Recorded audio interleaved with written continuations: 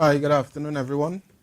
Thank you for joining us here this evening at the Cipriani College of Labor and Cooperative Studies annual post-budget forum hosted by the Elma-Francois Institute. Now, everybody's aware of the budget package that the finance minister would have delivered on Monday.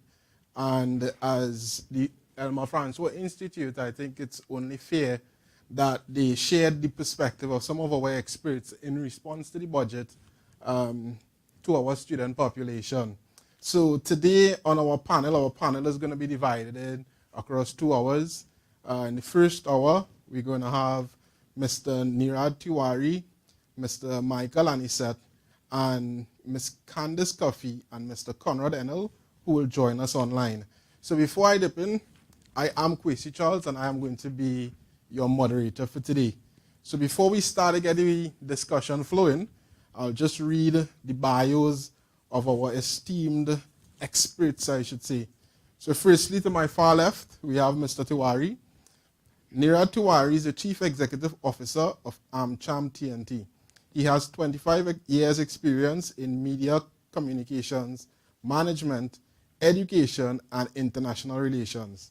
Nirad is a member of the Wilton Park Caribbean 2030 Leaders Network and the National Tripartite and Advisory Council.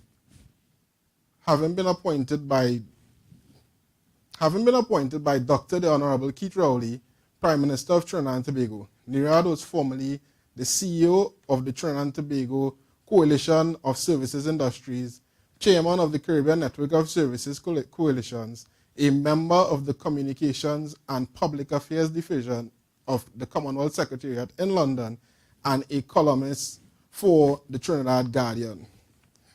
We also have Mr. Michael Annisette. Michael Annisette is the President General of the Seamen and Waterfront Workers Trade Union, better known as SWWTU. He's also the General Secretary of the National Trade Union Center and the Caribbean Congress of Labor. Mr. Annisette is the Vice Chair of the International Transport Workers Federation for Latin America and the Caribbean region, and is also a member of the Offshore Task Force International Negotiating Group. Mr. Annisette has been actively involved in the trade union movement for over 35 years and has served on numerous local, national, and international workers' federation and unions.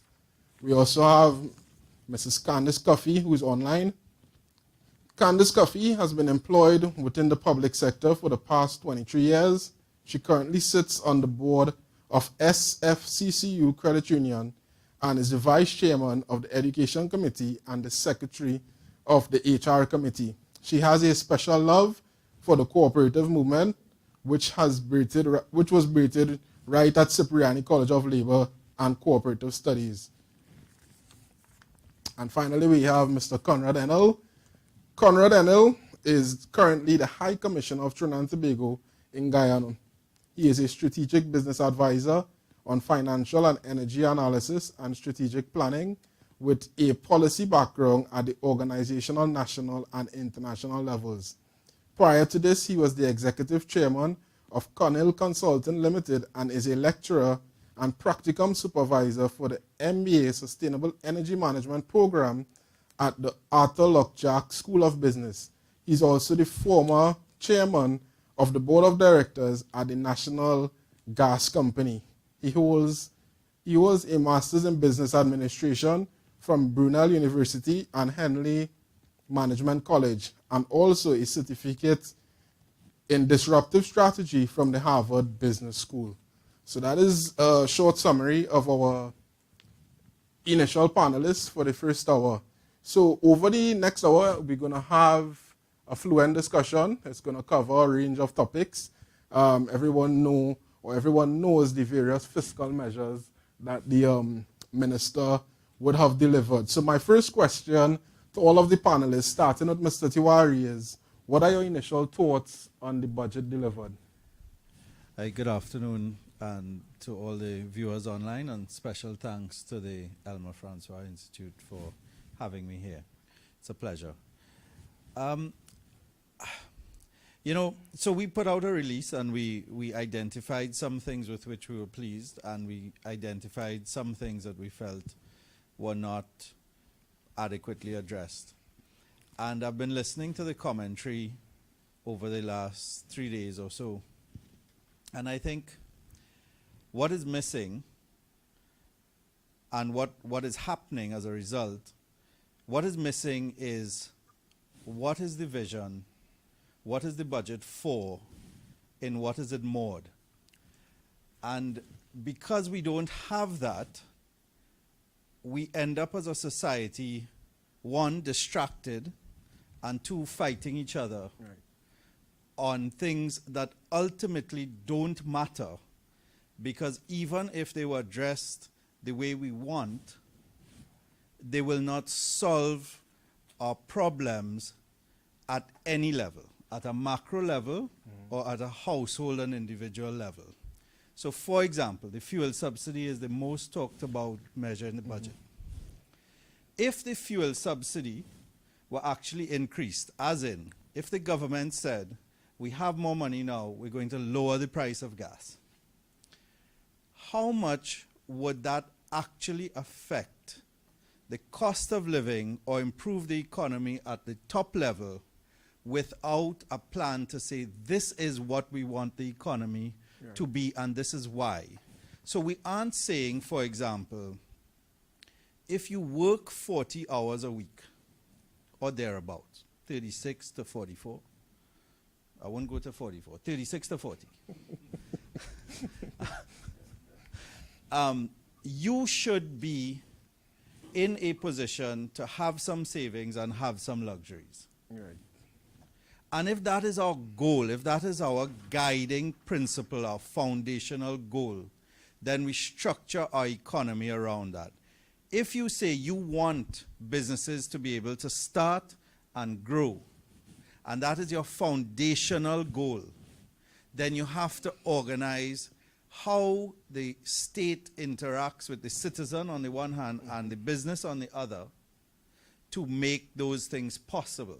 So one of the things we said, and I think it was missed by many in the discussion, is that while there were some measures that make sense and that could be helpful, overall, without that unifying theme and the understanding of the interconnectedness of policy, we still do not see the macro plan and therefore the things that will instill long-term or, well, short-term confidence to get the economy going in a big way. Now, the flip side of that is that if the government delivers on some of the things that they have spoken about, and they show the country, they show the population that they are moving things ahead, then we can see some confidence. So I'd leave it there for now. Okay. Okay, Mr. Annisette.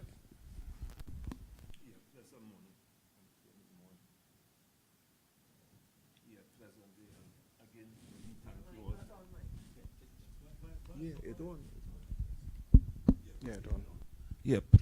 Pleasant day, and thanks for the opportunity for getting a labor perspective. All right. And let me first start by saying that if you have a budget, in our humble view from the labor, that has no direction and is simply a numerical rehearsal and rehashing of all that has been said for the last 5 years, we don't have a budget as far as we are concerned. We within the labor movement, we believe that the issue of ground zero and what affects people in Trinidad and Tobago must form part of any conversation that we are having. And therefore the budget felt pretty short of that modality as far as we are concerned. We continue to argue within the labor movement that the question of job-led growth and wage-led growth is fundamental for Trinidad and Tobago to leapfrog into a situation where we could build the kind of self-esteem and the kind of satisfaction that is necessary When you have a situation where you pump money into education, you pump money into national security, and we are seeing what is happening in the context of crime. And nothing has been done other than adding a 2%. And we don't address the real issues that affect crime. Well, then why are we talking about a budget? We are saying the budget is not serious.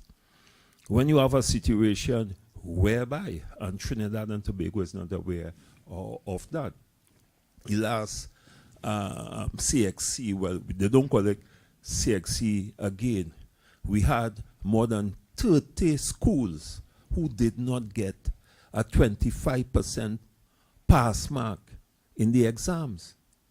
And that's a frightening thing. So that if we're talking about a budget, and if we're talking about moving the country forward, how do we address that fall short in education? But more importantly, the educators who are expected to grapple with all the shortcomings, right? We see a situation where they are in the industrial court. And I want to make the fundamental point here that an economy is about the people.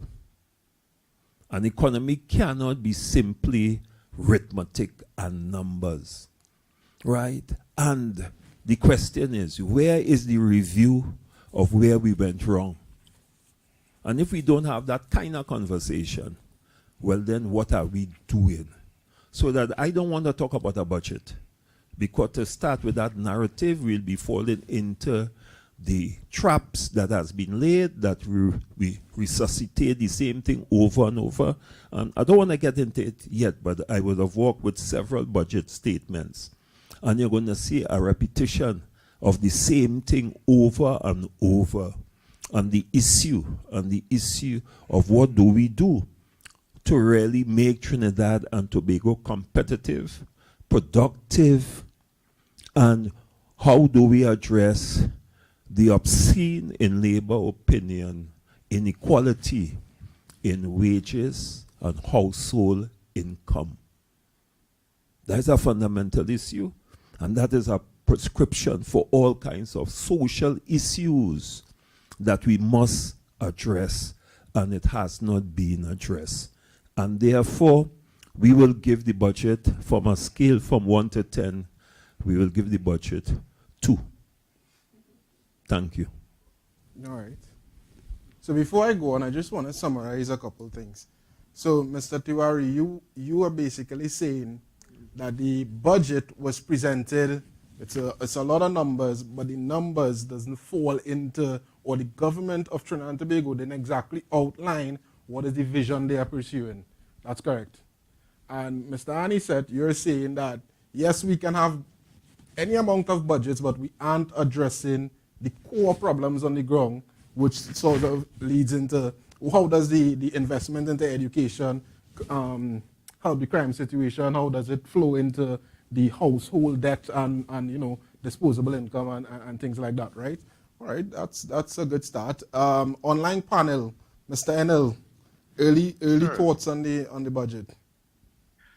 I would do, so first of all, let me say that I agree with the comments of both Michael and Nirad, because I think that they're relevant. However, I will do something slightly different.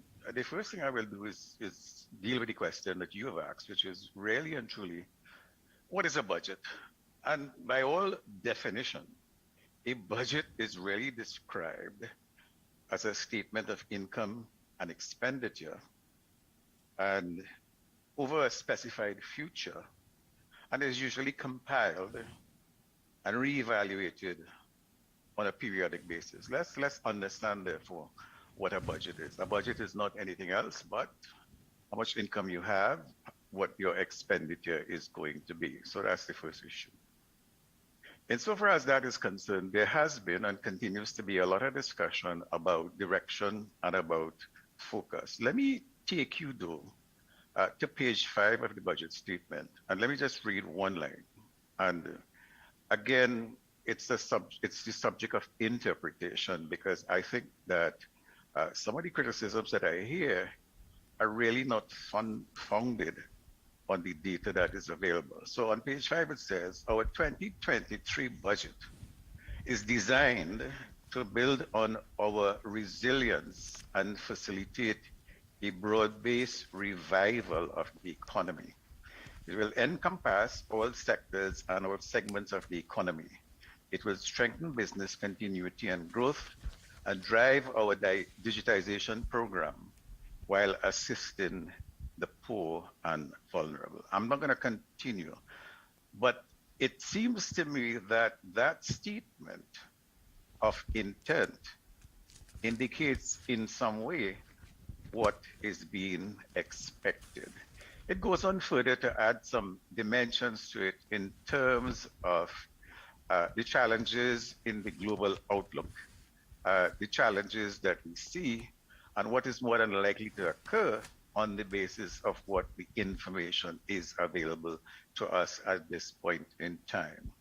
On that basis, therefore, my initial comments on the budget is that it meets the definition of what a budget is, and it specifies what the intent is. Now, we could disagree on the choices, we could disagree on the application of policy, we could do all of that.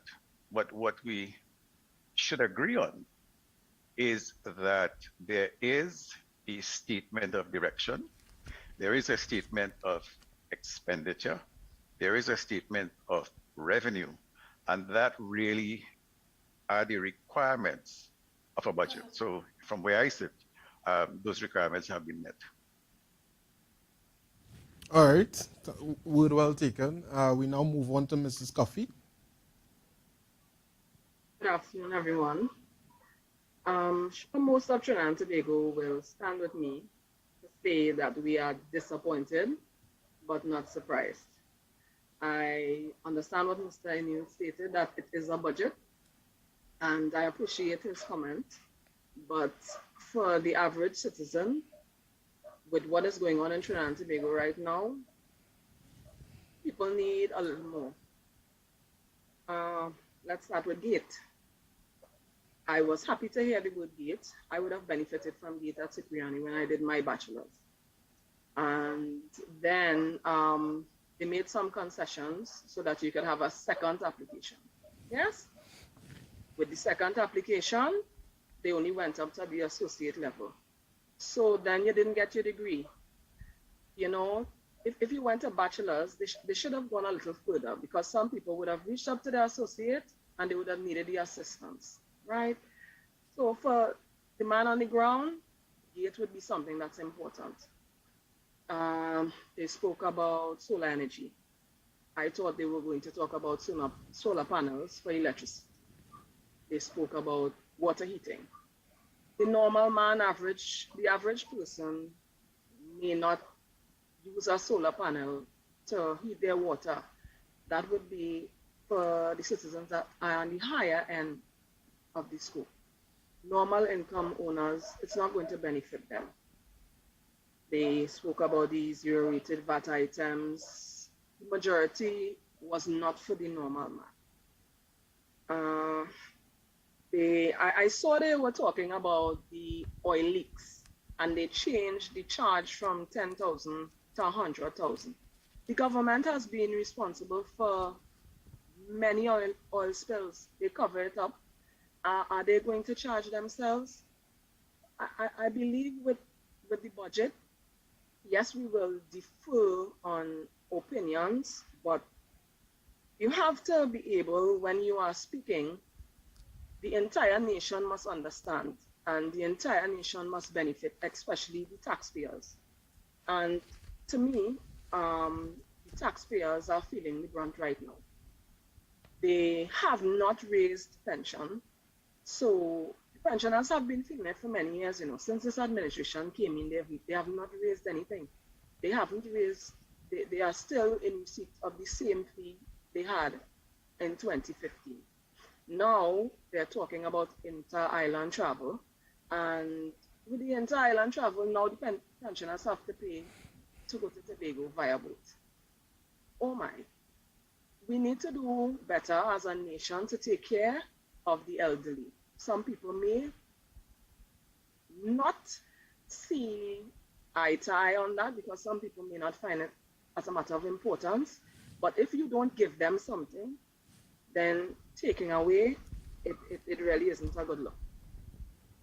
Agriculture, I know they're focusing on youth. I have no problem with that.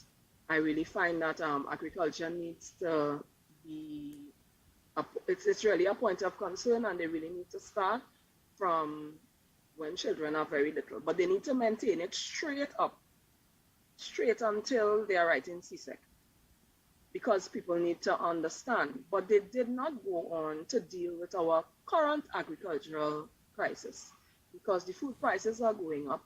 What they always give them a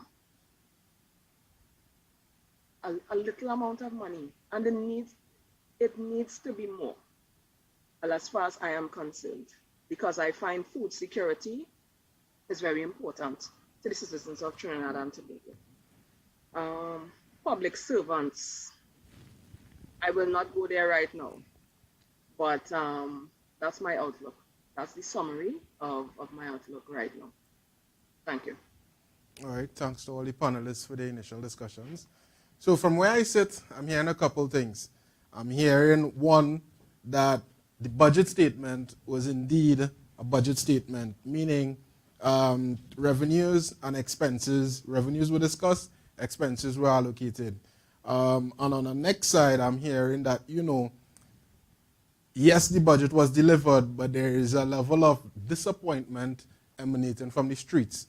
Now, as a young person, most of our information in terms of the 30 to 35, even if you're a young professional within the age group, when the budget is delivered, you would always be hearing things about what your friends are saying. And one of the most talked about things would have been the increase in the fuel prices. So my second question to all the panelists would have been, is it a step in the right direction? Yes, there was a cap on the subsidy when the money is redistributed. But, we are all experts, and sometimes we always have a lot of comments in terms of, well, we're not happy, but we're unhappy. But I think an important part of the discussion needs to be, okay, if you're unhappy or you're happy, what is the direction it needs to go in? The money that comes from the cap on the subsidy, how would you suggest it is used? And I would like to start with Mr. Tewarie to answer that question, because you did say that AmCham would have put out a release, looking at the vision of the budget, and I assume within that release, you would have had some discussion on the fuel subsidy as well. Actually, we did not. Okay. We didn't touch that one this year. But we do believe, so let's be clear on a couple of things. Sure. There is no way we are going to spend ourselves out of what is an economic crisis. Right. Okay, we are coming out of 6 or 7 years of economic decline. We are returning to growth. The growth is really on the back of high petroleum and petrochemical prices, over which we have no control. They are not the result of any policy measures that we would have taken. One could have argued that they were, if we had been able to increase production, and if we had been able to attract some new investment that was generating revenue out of it. The fact that we've we've been able to stabilize production of gas is to the government's credit. And if they are successful in negotiating, because many of the plants on the estate, and Mr. Enill would know this better than any one of us, their contracts are up within the next 2 to 3 years. So if they are successful in negotiating future long-term contracts early, that would be good. The contract that NGC just signed with BP is good because we need the gas. So what the minister spent a lot of time saying rightly is that the stabilization of gas production ensures the stabilization of production on the estate, both of which are vital for our income. Right? On the issue of the fuel subsidy or any other subsidy, subsidies benefit the rich more than they benefit the poor. So I disproportionately, and I will admit this, benefit more from the fuel subsidy than the person who does not have the car, because I drive my car more and I fill my tank up more. So I get more of a subsidy than other people who drive less, do not fill their car up as much. And that should not happen. So the fuel subsidy, it has an impact on taxi prices and it has an impact on food prices. So one could question the timing of it. We argued that when the government rightly started to adjust the fuel subsidy, when the price of fuel was low, and there was a time when premium fuel, the price we were paying at the government set price, was higher than the actual price of the fuel, if there were no fixed prices. That was the time to adjust the subsidy and put in place. Jamaica has a mechanism called the Petroleum Stabilization Fund, in which the government collects money, and when prices rise, they use that to offset the price somewhat. So there are mechanisms we could use to do these things, where you liberalize the price, you work with the market, and then you intervene strategically and tactfully. Just giving people, you see, we have, and this is across governments in Trinidad and Tobago, they implement a policy and then they say, hey, take a handout, hoping to placate people. So adjust the fuel price now and say, well, we'll give you $1,000 to all pensioners. We have to fix the structure of the economy. You heard Mr. Annisette talk about job-led growth, wage-led growth. Everybody who has these discussions on the economy generally agree on those things and understand, I think, that we have to create jobs. And therefore, the role of the state has to change from being father state to facilitator state. And if Google has an answer to that question, because they're listening. But if we don't philosophically address that, we are going to be in this cycle of what did I get, what did he or she give me, and therefore what did he or she take away from me, as opposed to getting into that situation where the economy is growing and we manage it. And the point on wages is that wages are not just about the money given to you through salaries or earnings. Wages are the things that cost you.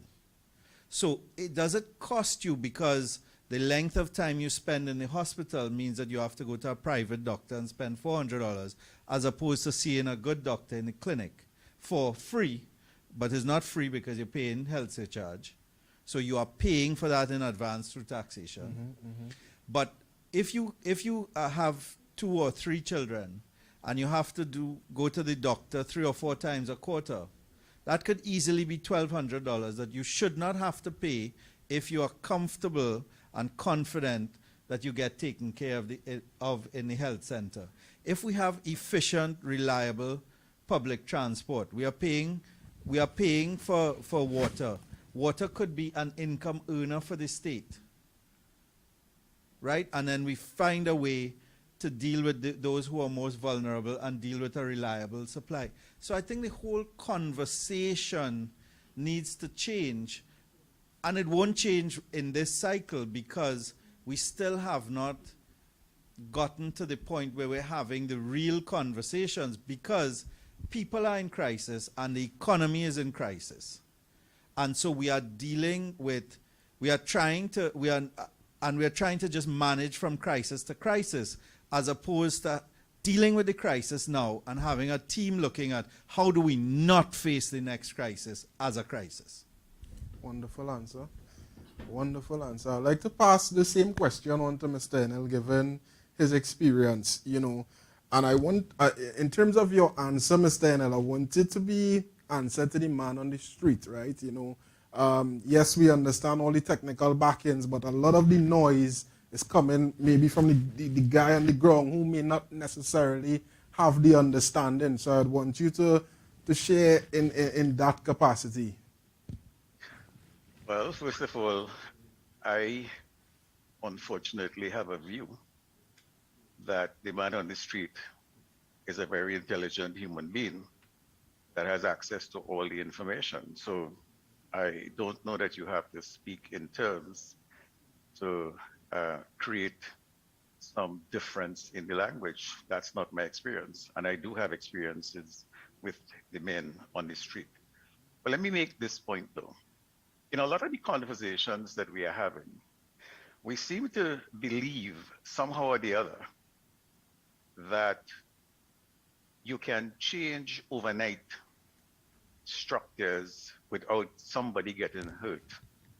I mean, Nirad is in the business sector, and therefore, if tomorrow morning you change the managing director of any company, and you look at the profit and loss statement, which is basically what the business is, your salaries bill is going to be what it is.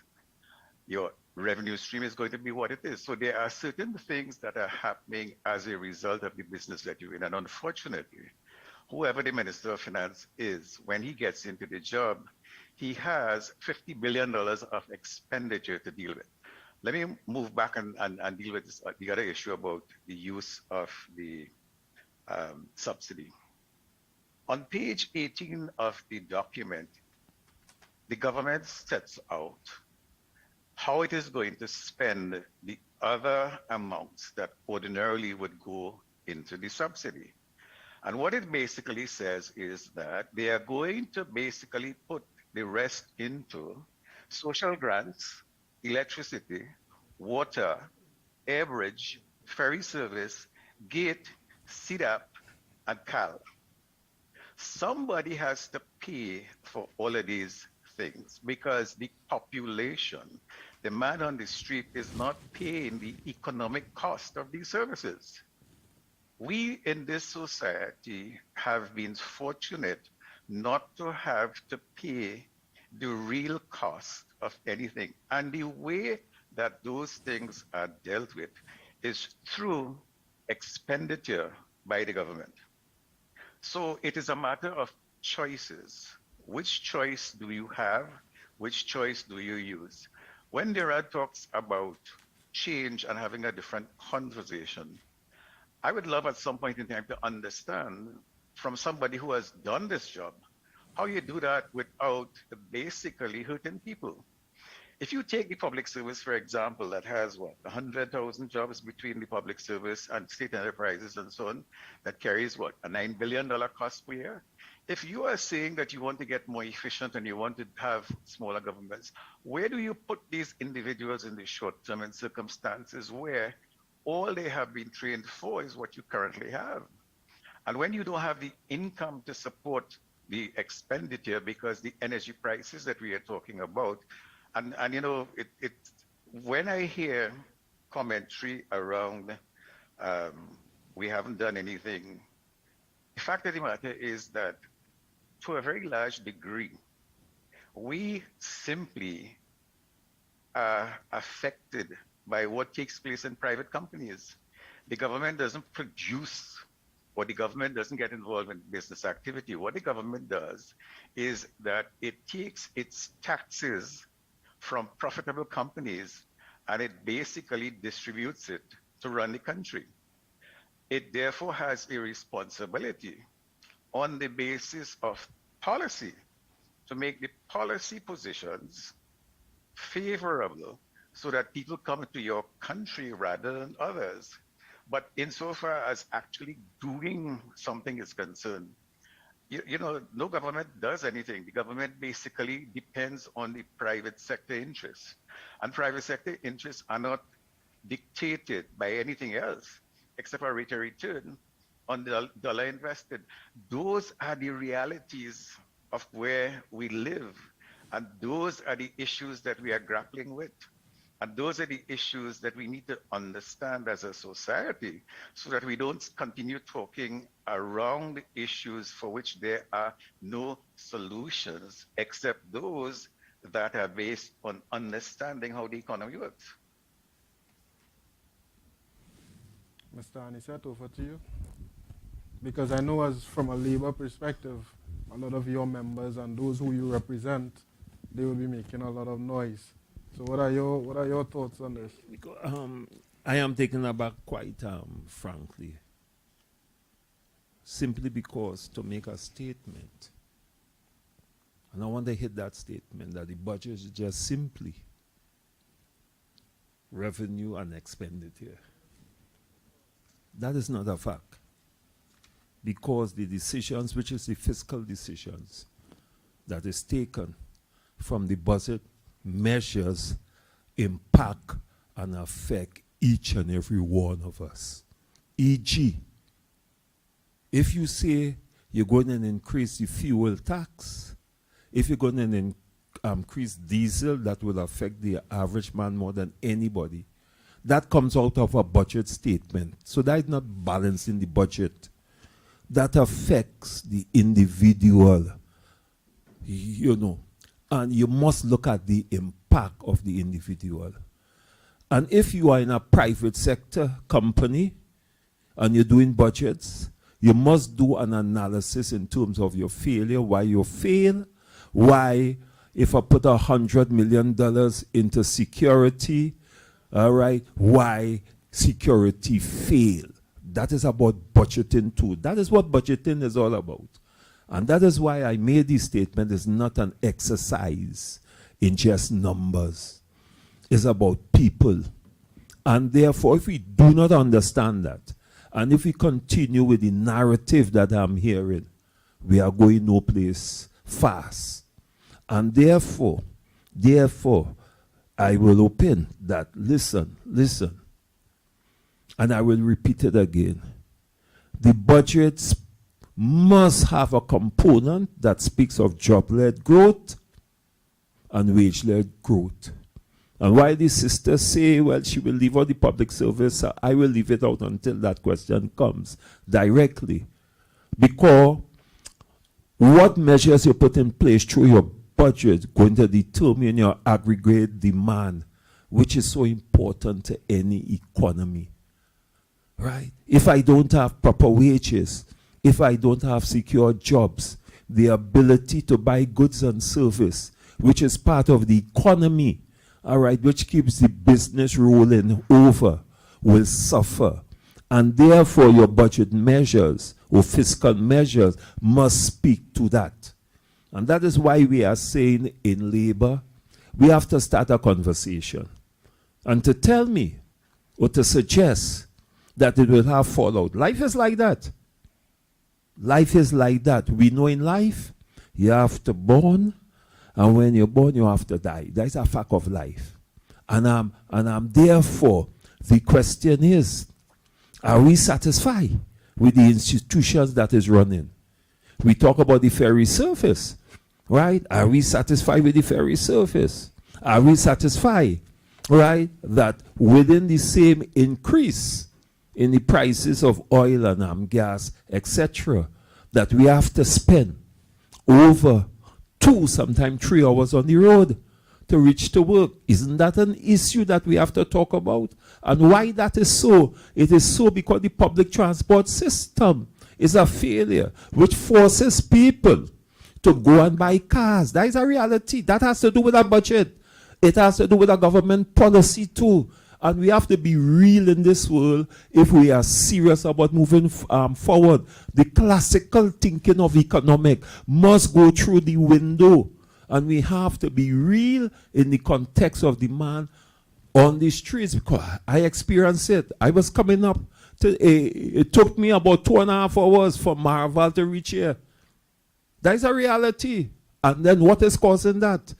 All right. And don't tell me about the system, because I have gone and traveled all over the world, and I have seen the system, Switzerland and all these other places.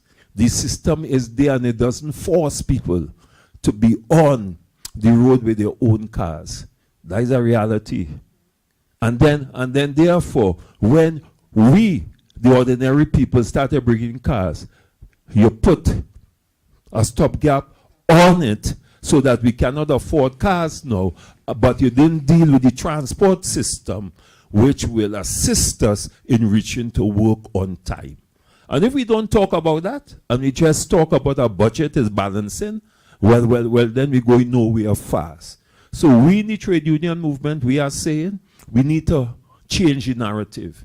We need to have a new conversation about creativity, about innovativeness. We need to ask ourselves, with a country that had so much money, why it is we are still short in technology.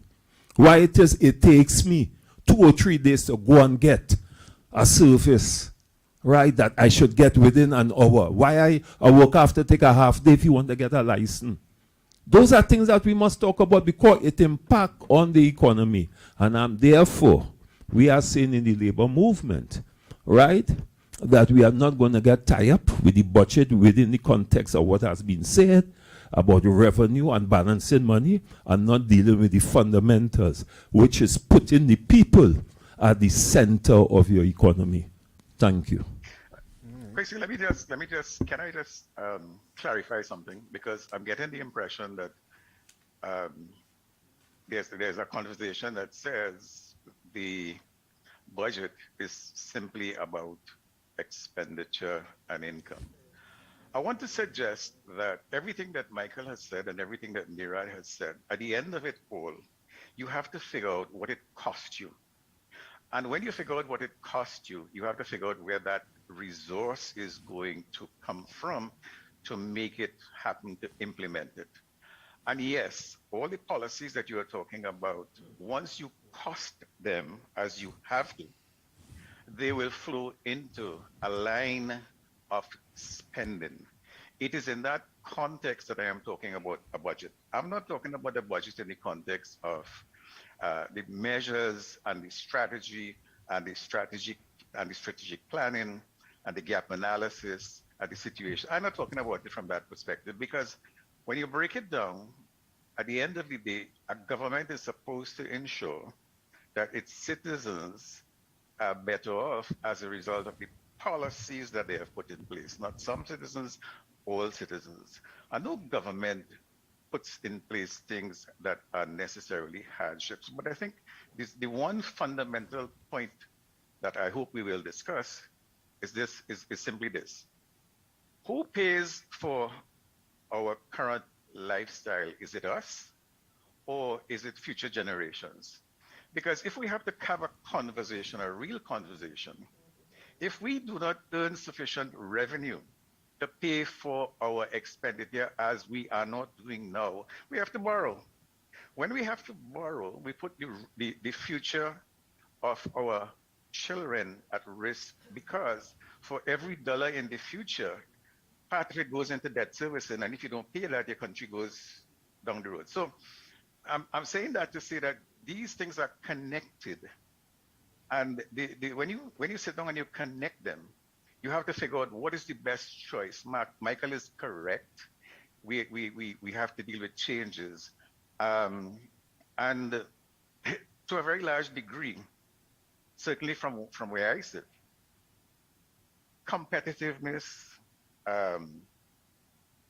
doing more for less, positioning better, creating better jobs, creating a better system are all part of how we have to move forward, or else we will not make it. That's a reality. We understand that. And therefore, Mike is right. That's the conversation, but the conversation has to be against the background that we are in a particular place with a particular set of challenges, and those challenges are not going anywhere. In fact, they're getting worse. And our ability to, in the future, survive is getting less and less if we continue doing the same thing. So I'm agreeing, basically, all I'm saying is that even as you think about those things, they're gonna cost you something. And it is that cost that you have to put into the numbers and then say how you are going to fund it so that you have, and that's the budget mechanism I was talking to, rather than the measures and all the other things that are required, the institutions and the policies and so on. Just want to clear that up. Go ahead, Mr. Tewarie. I think, I think that's a challenge that, so there are, let me identify 3 or 4 things that we thought were good about the budget or that could be helpful, so that I can comment on what Mr. Enill said, because I think it's important. So the change in the fiscal terms that might make the upstream energy or exploration for more gas, more oil, more attractive, are very good and very important, and they will affect demand in the street, but not today. Because we need the gas, we need the oil to allow us to collect the income to be able to do the things that we want to do, because there's no other sector that will grow to that extent within a 2 to 3 year period. Very unlikely, regardless of what is done. But we have to put in place things for those sectors to grow. So signaling an interest in the tech sector, the 50,000 tax credit for fintechs, these are good things. But you all know, we all know, we're not going to attract a major fintech for 50,000 TT dollars. And so forth, there's a limited value to that. It will help startups, and the central bank is accelerating their regulatory compliance. And again, these are not things that people will necessarily talk about or think about unless they are in that space, and it will seem disconnected from the reality. But the government is doing some of those things, and they're important in the context of trying to create new sectors or help with problems. But Mr. Enill just said, you know, things are getting worse. And it is in that context that I think people are looking at the budget and saying, well, because notwithstanding the various announcements, what people are feeling, so in the business community, you could generally describe it as confidence. And for the man on the street, it's a level of confidence, but it's a level of pain. And unless the unless the spending, so okay, let's talk about it as income and spending.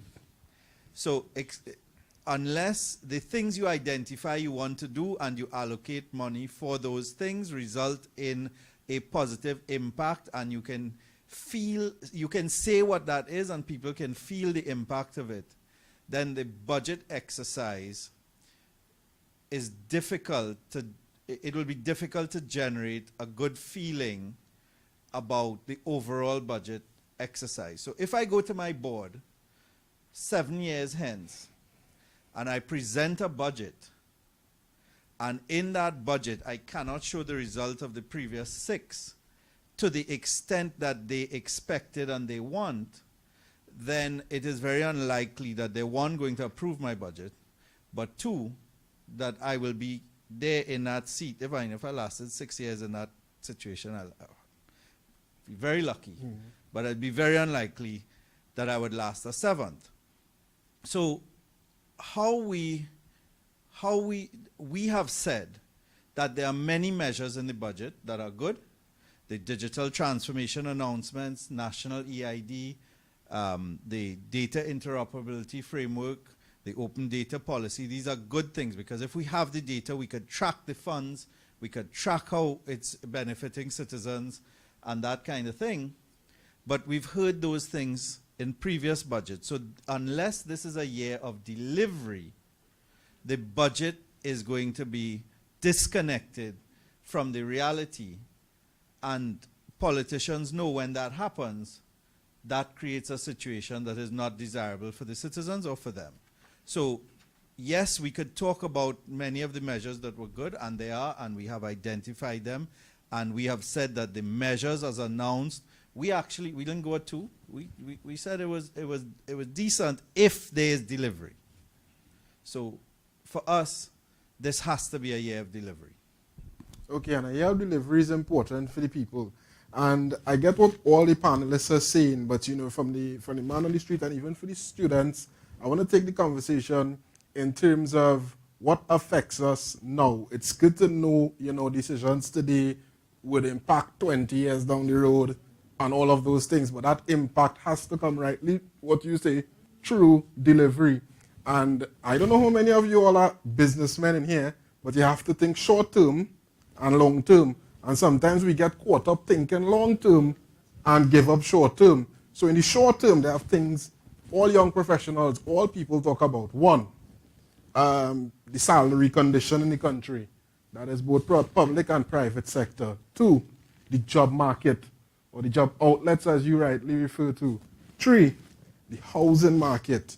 You know, and those are things I believe that the conversation needs to stay there, because that is where the noise and the questions and all of the things will come from. So, Mr. Annisette, I know you mentioned it a few times in terms of us, you know, the job outlet, where these jobs going to come from. Give, you know, if you were the advisor to the government to deliver on this package, where is it going to come from? Okay, I just want to quote something from 2017 that the National Trade Union Center will have proposed for the budget. And suffice it to say, well, nothing happened.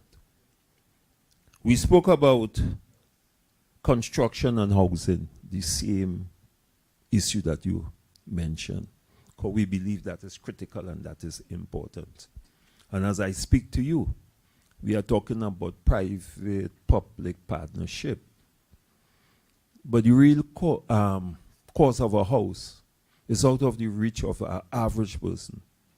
And therefore it raises the question of whether or not our salaries is reflective of the economic realities that we are living in Trinidad and Tobago. And we must talk about that. Okay? We cannot talk about subsidies, all right? We cannot talk about this housing, because I cannot buy a house that is built by the private sector as I speak to you, or no worker in Trinidad and Tobago. And we must ask ourselves the question, why? The other issue that we talked about is ship repairs in the maritime sector. We would have spoken about that for years. I have been preaching that for the last 15 years, that the maritime sector is a sector that can generate foreign exchange and also well-paid skilled jobs. And given the fact where we are, right, in the, what you call it, the belt, we are under the hurricane belt. And given where we are located, one, and given the fact that we were a producer of oil and gas, as in the past, but not a buyer of it now, that we should have built that industry. But suffice it to say, the Caridox dock fell down and collapsed. It was taken away from CL Finance. The government took it over. And where we are today, we have vessels here. You know how many vessels the government have? That now that that dock has collapsed, we will have to go outside of Trinidad and Tobago for ship repairs. My learned friend will tell you, we have the issue with the TNT Spirit. We cannot go anywhere because the cost to go, okay, to repair the TNT Spirit is better you buy a new vessel. And nobody thinks about that, and I'm saying that. Look how long the trade union movement have been talking about that. And we talk about cooperative development, which is so critical to our economy, which will talk about the young people, the middle class people, the entrepreneurial skill for developing in Trinidad and Tobago, which will assist in narrowing, right, the inequalities that exist in Trinidad and Tobago, which is a problem that we are concerned about in the trade union movement, because we are not paying attention to it, right? And let me give you an example.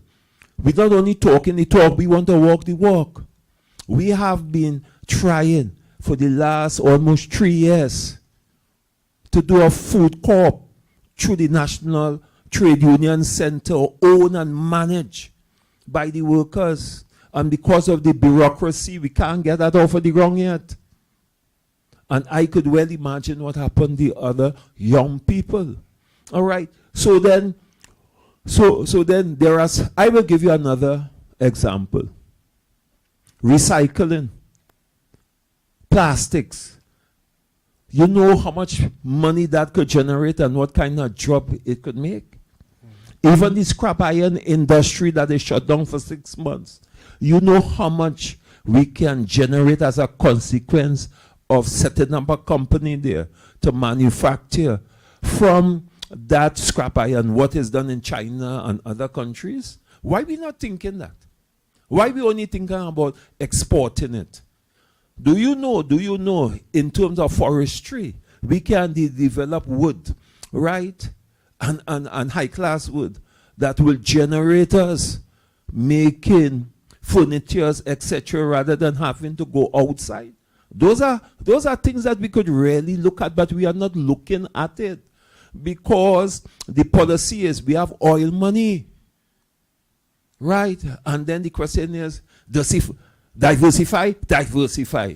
You have to diversify, and we are saying, within the labor movement, you have to strip yourself and tell yourself, if you're serious, let us assume tomorrow that something happened and we don't have oil. What happens to Trinidad and Tobago? And therefore, what will be the requirements to ensure that Trinidad and Tobago continue taking over, given our skill sets and all the other things that I talk about? We are not having those kinds of conversation. And I am concerned as a citizen and as a representative of labor. We had a protest in Mova today, you know. You know what they was protesting about? They can't get water. And secondly, look at the cost for transportation now. We can't carry our children to school. And we're not paying attention to that. And when we say in the labor movement, we have to be real. We have to come down to ground zero. And we mustn't talk down. We must talk with the people. That is what we are talking about. Because there is so much potentials and opportunities in Trinidad and Tobago to take us forward. But we have a political system where the cabinet makes decisions without any consultation, without any involvement. And I will talk about something that my friend will talk about. When the fast ferry, the Galaxia left Trinidad and Tobago, everybody tell the government you must not do that. And they took the decision, it has to go. And nobody has worked the course yet that it cost Trinidad and Tobago with a decision that was made by the Minister of Works and Transport that almost killed the economy in Tobago. But he's still a minister. So I am ending by saying the question of accountability, right, must be part of our new conversation. The question of good governance must be part of our new conversation. And as I heard a minister say that we don't want to make sacrifice, I challenge the ministers and them now, make a sacrifice. Cut your salary by 25%. And show people that we're starting to make the sacrifice from on top and not from the bottom. Thank you. All right. So final. May I continue after Comrade Annisette? Yeah, Miss Cuffy, we hearing you. Okay. Comrade Annisette, thank you very much for going in that direction. Because I have to continue speaking on behalf of the citizens of Trinidad and Tobago. For whatever reason, the Minister of Finance decided he wanted to bring in or add to the budget statement that he's not paying more than 4%. Our government of Trinidad and Tobago have raised their salary by 100% and are offering us 4%. They have turned their salaries into their pension.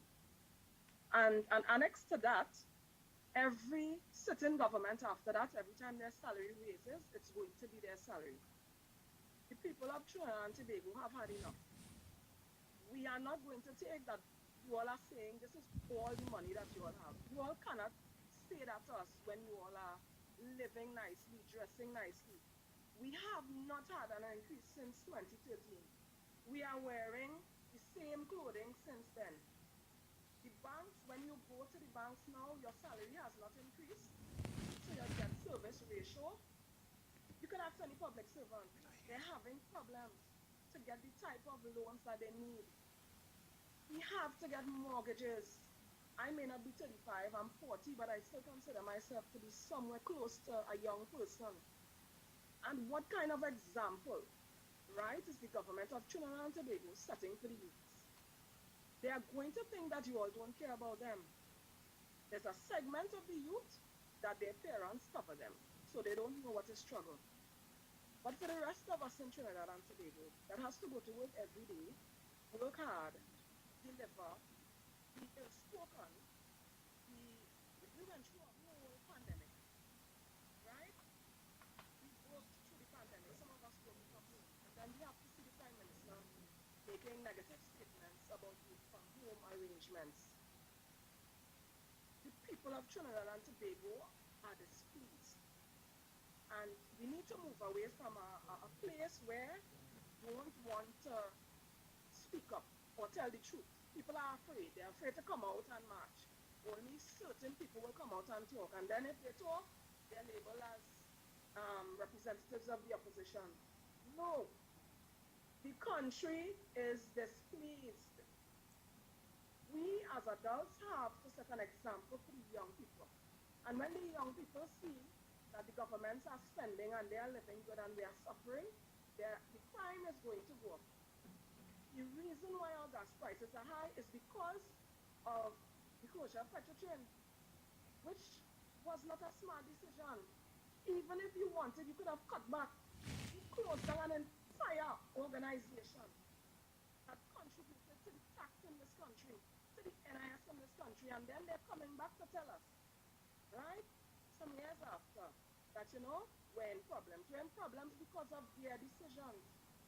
If you make a bad decision, you can't come back and blame the citizens of this country. The citizens of this country vote you in to run the country. This is our country. It is not yours. It is ours. It's a collective thing. For us from the cooperative movement, we come together to achieve, coming out of slavery. These things were voted, coming together to achieve. It is as though the citizens in this country are being left at the side, alone. I have businesses, sole trader businesses. So I understand what you all may say from the business community side. But the man on the ground is who supports your businesses, who supports our businesses. And if they don't have the finances to buy, what is going to happen to your business? You can't have a business without us, especially the public servants. They're aiming at us, sir. You see how many workers they want to send home. Who's going to support your businesses when they're at home? They may rejoice, the business community, the higher level, the higher end of the business community may be rejoicing. But there's an outcry in this nation, and it is going to lead to negative outcomes. I do not know where they're importing that gas from, but it is no good. I have never seen gas finish this fast in my entire life, and I've been driving for years. And these are the things that the government who have been put there by the people, for the people, to fix concerns of the people, regardless of it being a budget. We need to see things for us, for our children and our children's children. Because in some cases, and probably in the majority, this budget was more about disrespect to the normal man. You, the government, needs to make the concession. You made bad decisions. This present administration goes under the name of the People's National Movement, and they have been in governance for the majority. So if you want to quarrel about state enterprises, you were running it. You put boards. You have to hold your board accountable. In the credit union movement, if we on the board don't do what our members want, they hold us accountable and they vote us out. You have to have your ear on the ground. Before you even start to write that budget, you have to see what's going to benefit us. The majority of this budget benefited the higher end of business community, and it is not fair. All right. So time is against us. Final thoughts, Mr. Tewarie?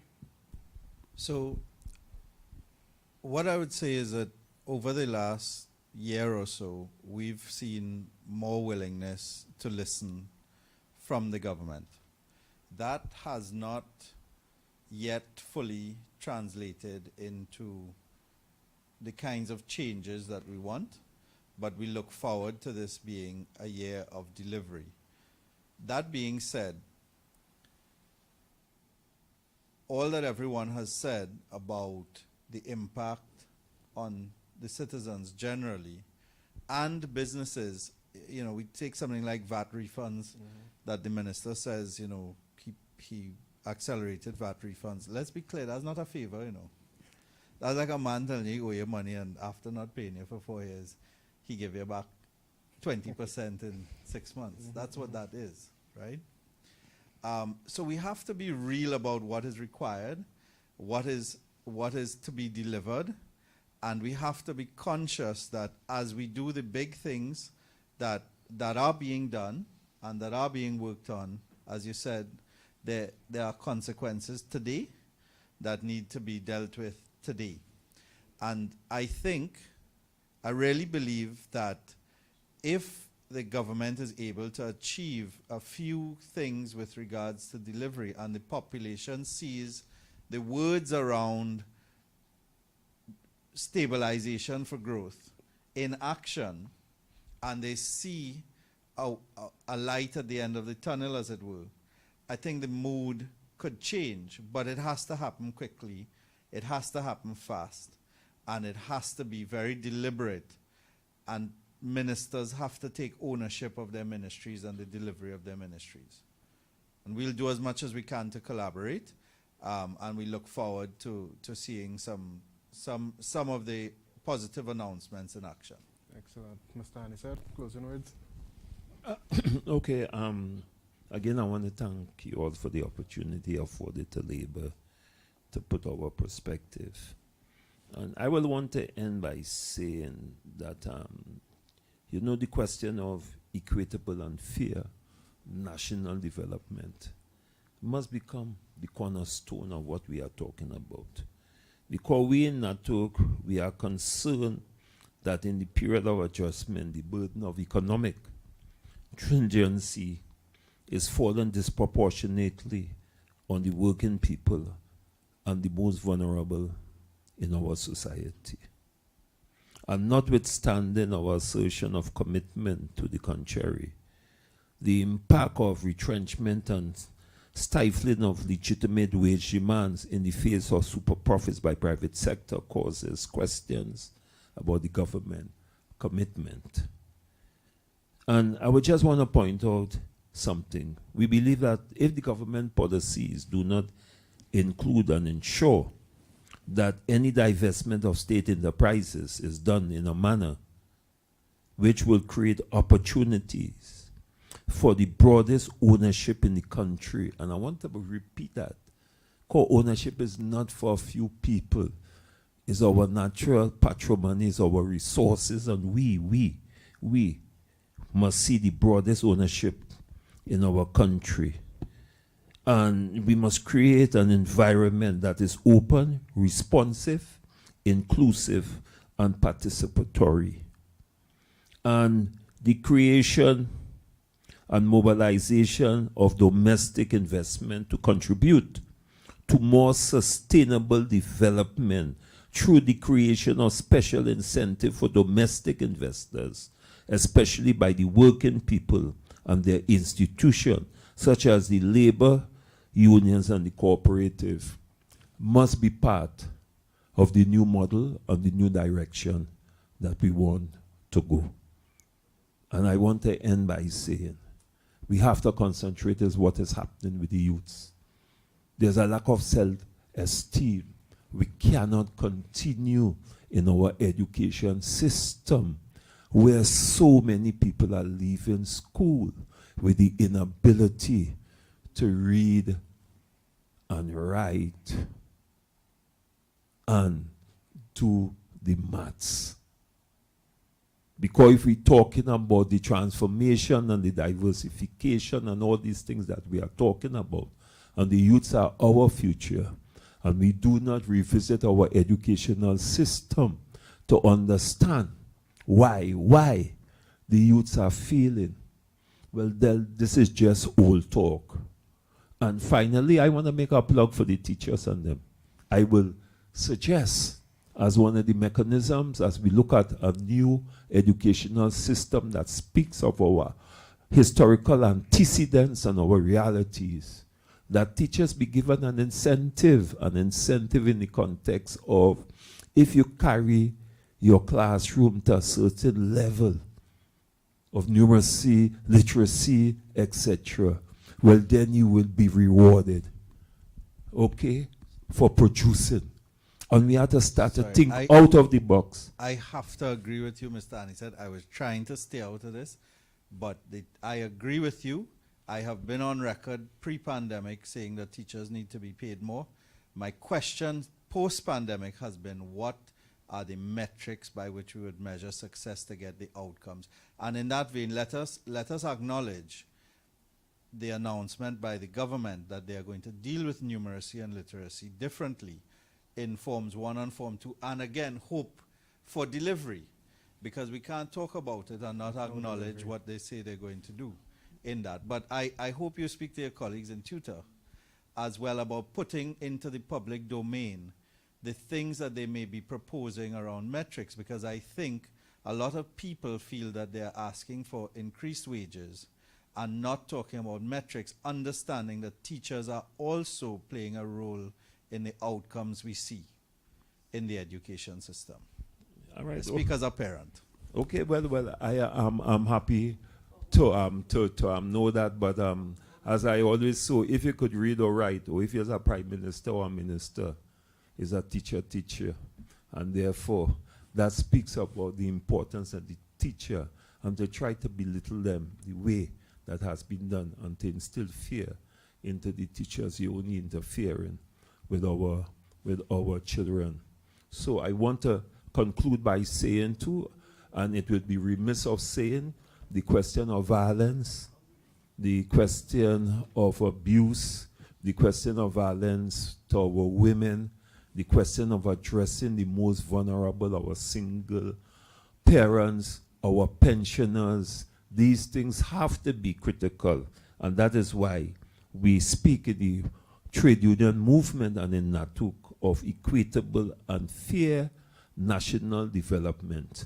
And while I hear what the comrade is saying, but I've learned something.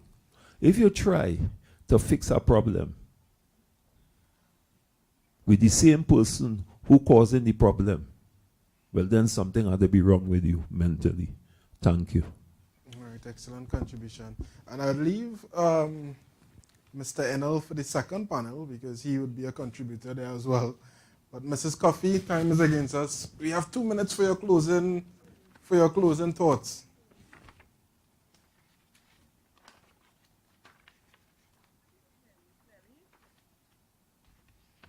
Are you all hearing me clearly? Yes, we are. Yes. There's so much that could be said, but this is just one forum, and the people need to be allowed to breed in Trinidad and Tobago. That's all they want to see from the budget presentations. Some kind of concessions to make their life easier. And I guess that is what the citizens of this country would have been looking forward to. And they did not get it in this budget. I see the business community rejoicing. However, us on the ground, once again, we cannot rejoice. I hope during the budget debates, and I hope we are represented. I hope some changes come so that we have a better outcome. And thanks for having me. Okay. Thanks for all the contributions by our experts. And sit back and relax. We resume part 2 in about 10 minutes or 2 minutes. Okay, thanks very much.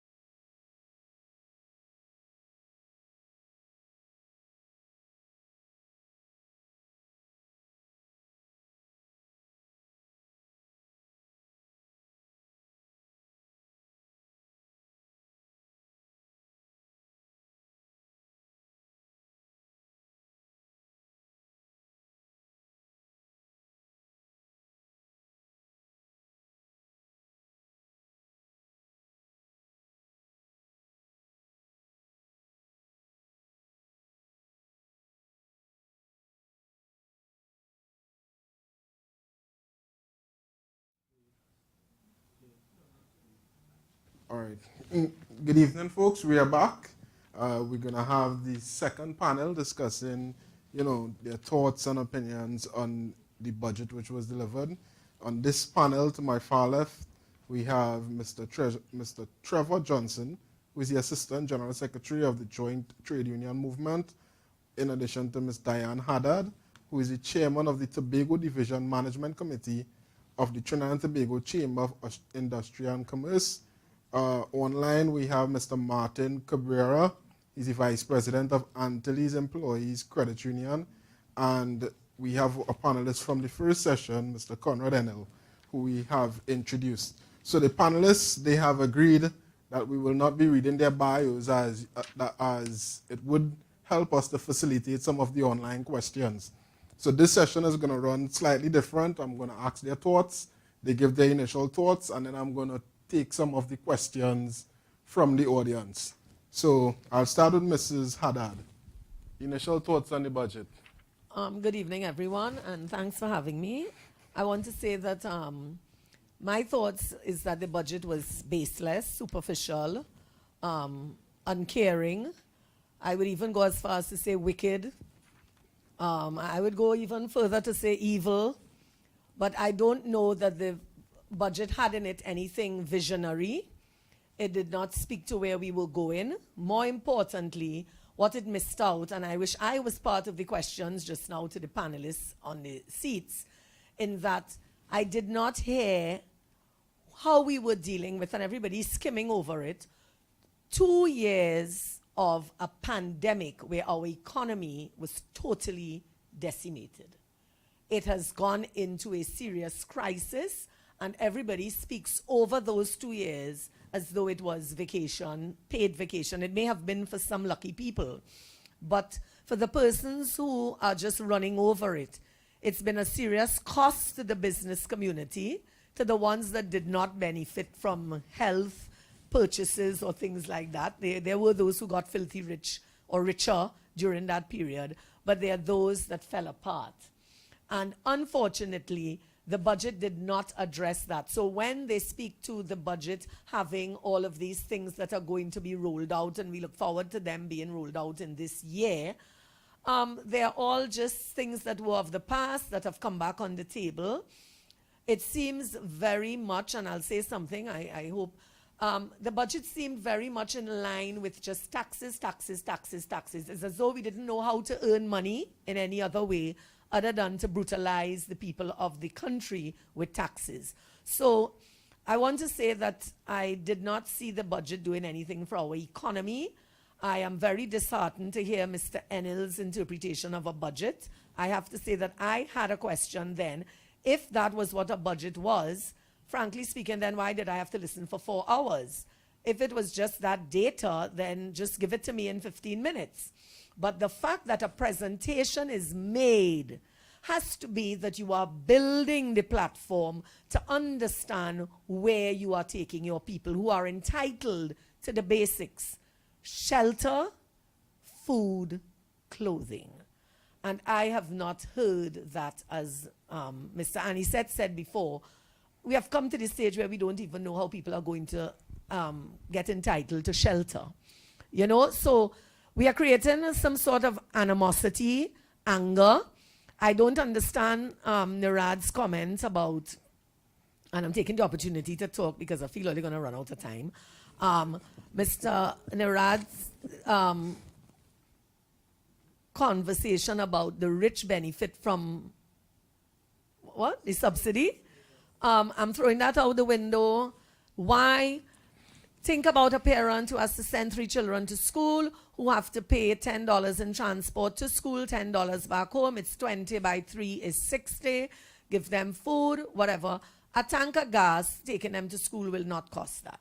So let us not talk about that in that way. And Mr. Annisette was very correct in terms of the fact that if your public transport is not working and those things are not operating efficiently and effectively, then the expectation is people trying to get by, so they go and put themselves in debt for an asset that they have to get some level of convenience. And when these people have to go now and use the same public transport or taxis to go to the grocery, get back home, add it up, come on. What are we really saying about the rich benefiting from the taxes? I'm trashing that. So that's my position. For now, I didn't think it was a healthy one for the people of the country. Thank you. Mr. Johnson. Thank you. Good afternoon, all. And just a perspective from Labour. Let me start by saying that this year's budget, over the past 3 days, I have not come across a single worker or through a comment from a single trade union that suggests anything that was positive about this budget.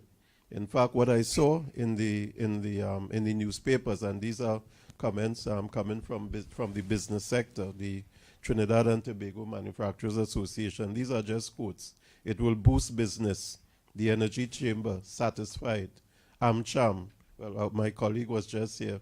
It was balanced, even though I acknowledge he did indicate there were some things that they had concerns about. But you can see immediately but there was nothing coming from Labour to suggest that there was anything positive out of the budget.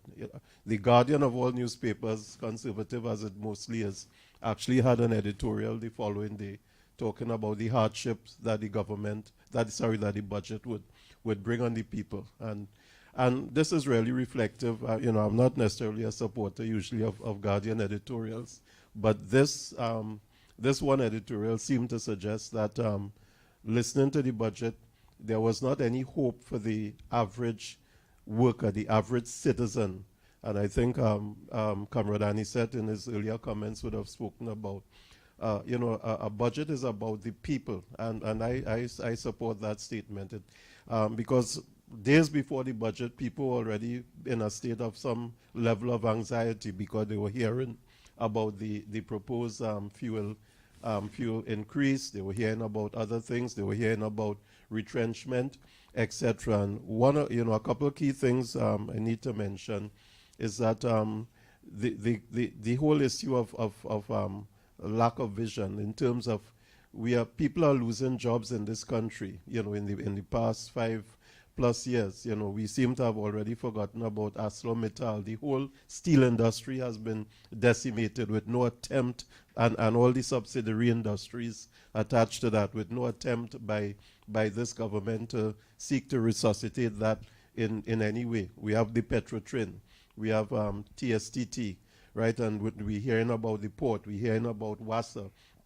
So what we seem to be creating, and many others, but what we seem to be creating in this country is a level of anxiety. I mean, think of the average WASA worker going to work.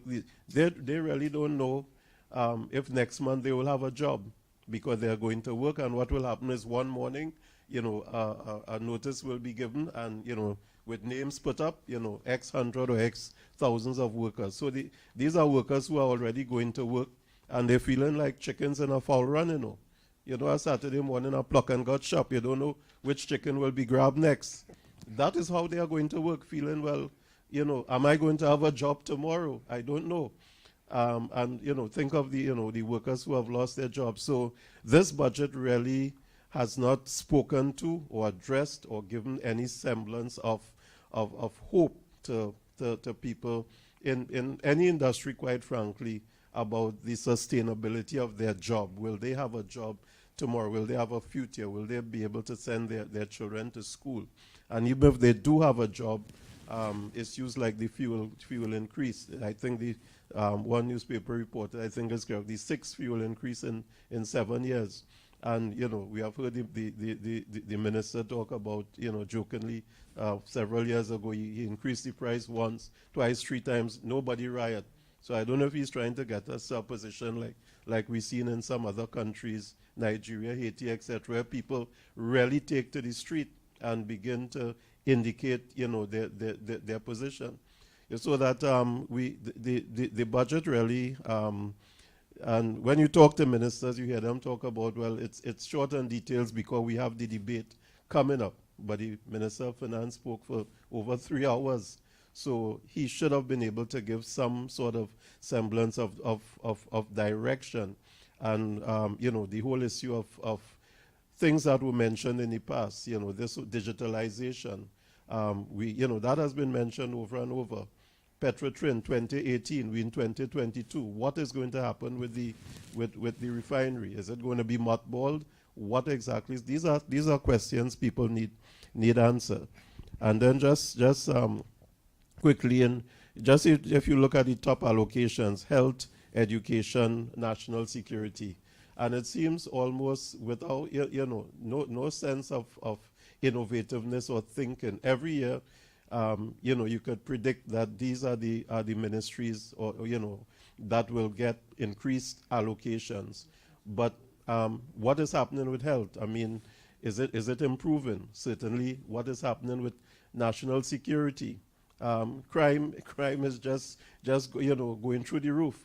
So is it the issue of pumping more money and that will solve the problem? Well, it doesn't seem so, right? Because you need to have accountability. Just over a week ago, I heard the police service announce you cannot get certificates of character because the system is down, with not even an accountability to the citizens as to when this will correct itself. So we have young men, young women in the country, young whoever, waiting on certificates of character, and the police just glibly announce, well, our system down, and with not even to suggest, well, when it will come back up. So what I'm supposed to do if the job I'm waiting on is requiring one of these certificates of character, and you can't even tell me when the system is going to come back up, and you are happy to get pump more money into national security, and you know, and education. Well, I mean, that was spoken about already. So in the interest of time, I'm not going to go into that. But the whole process is, or the whole challenge is, we have had what we call a budget, but the man in the street, and it must speak to the man in the street. It must speak to the average citizen. And the budget seemed to have gone over the heads of the average citizen, of the average worker, and I don't have a sense from moving around that there's this sense of hope about the future as a result of listening to this 2023 budget. Thank you. Excellent. Mr. 𝘾𝙀🎢.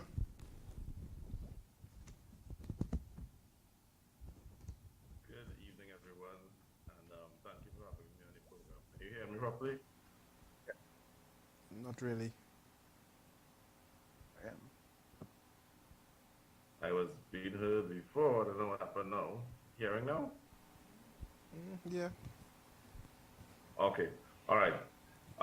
Well, as Comrade Johnson and Annisette have indicated before, clearly there are some issues with the budget that doesn't meet the requirements of the small man on the street. The budget seems to be what I guess we'll call a businessman's budget. I can tell you from a credit union perspective, we're going to have another challenging couple of years for members coming to qualifying for loans, because that is some of the challenges we've been having some time back now. Trevor is correct that since the closure of Petrotrin and even ArcelorMittal, we've seen some challenges in the credit union movement, how we treat with loans. Some members just cannot afford loans because they don't have jobs. Right, so we left in a very precarious situation where that is concerned. We've seen some slight indications of some things that the government seems to want to do in the right direction, like gates and so on. We've seen some other things happening in the some of the other areas like education and so on. But probably later on I will get an opportunity to speak on that, because I have some ideas to suggest some things that we can look at. But that's my take on it for now. I think a lot more should have been done for the people sector to really benefit the country at large. For instance, I don't think the word credit union or cooperative was mentioned in the budget at all. No. I've scanned it and I didn't see those words being mentioned. No. Thank you. Okay, wonderful contribution. I want to correct something. This comment about it being a businessman's budget. I want to say that there's nothing about that budget that is a businessman's budget as a business person. To begin with, if that budget I don't know what we speak about as a businessman's budget. VAT returns, as Mr. Tewarie would have said, that is an entitlement, meaning you owe the person money. So that's nonsense. The whole tax process that's going to take place, that they are hoping to do, does not augur very well for any entity, because for business, if you are carrying up the cost of living, then clearly the business community has to stand behind ensuring to some degree that their employees can actually maintain some sort of their life. So that carries automatically with the same conversation you all were having about you're carrying up cost of living, but you're offering 4%. It's the same argument and conversation that takes place for the private sector. So we need to get off of that horse and start to ride differently. And I'm going to bring us back to the conversation of GATE. You spoke about GATE, Mr. Cabrera, but why did we remove GATE in the first place, and within a year or so we have to go and put back GATE? What it is really going on while we are doing things and have to reverse the process so quickly? Is it that we are not making the right decisions?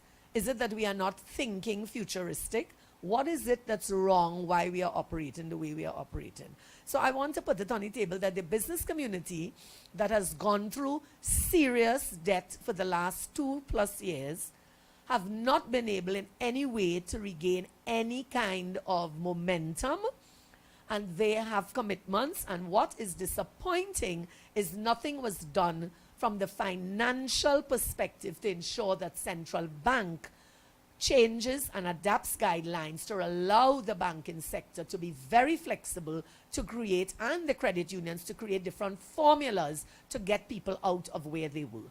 And that has not been spoken about, and we need to not throw it away and suppose that big business who has money and can carry on, fine.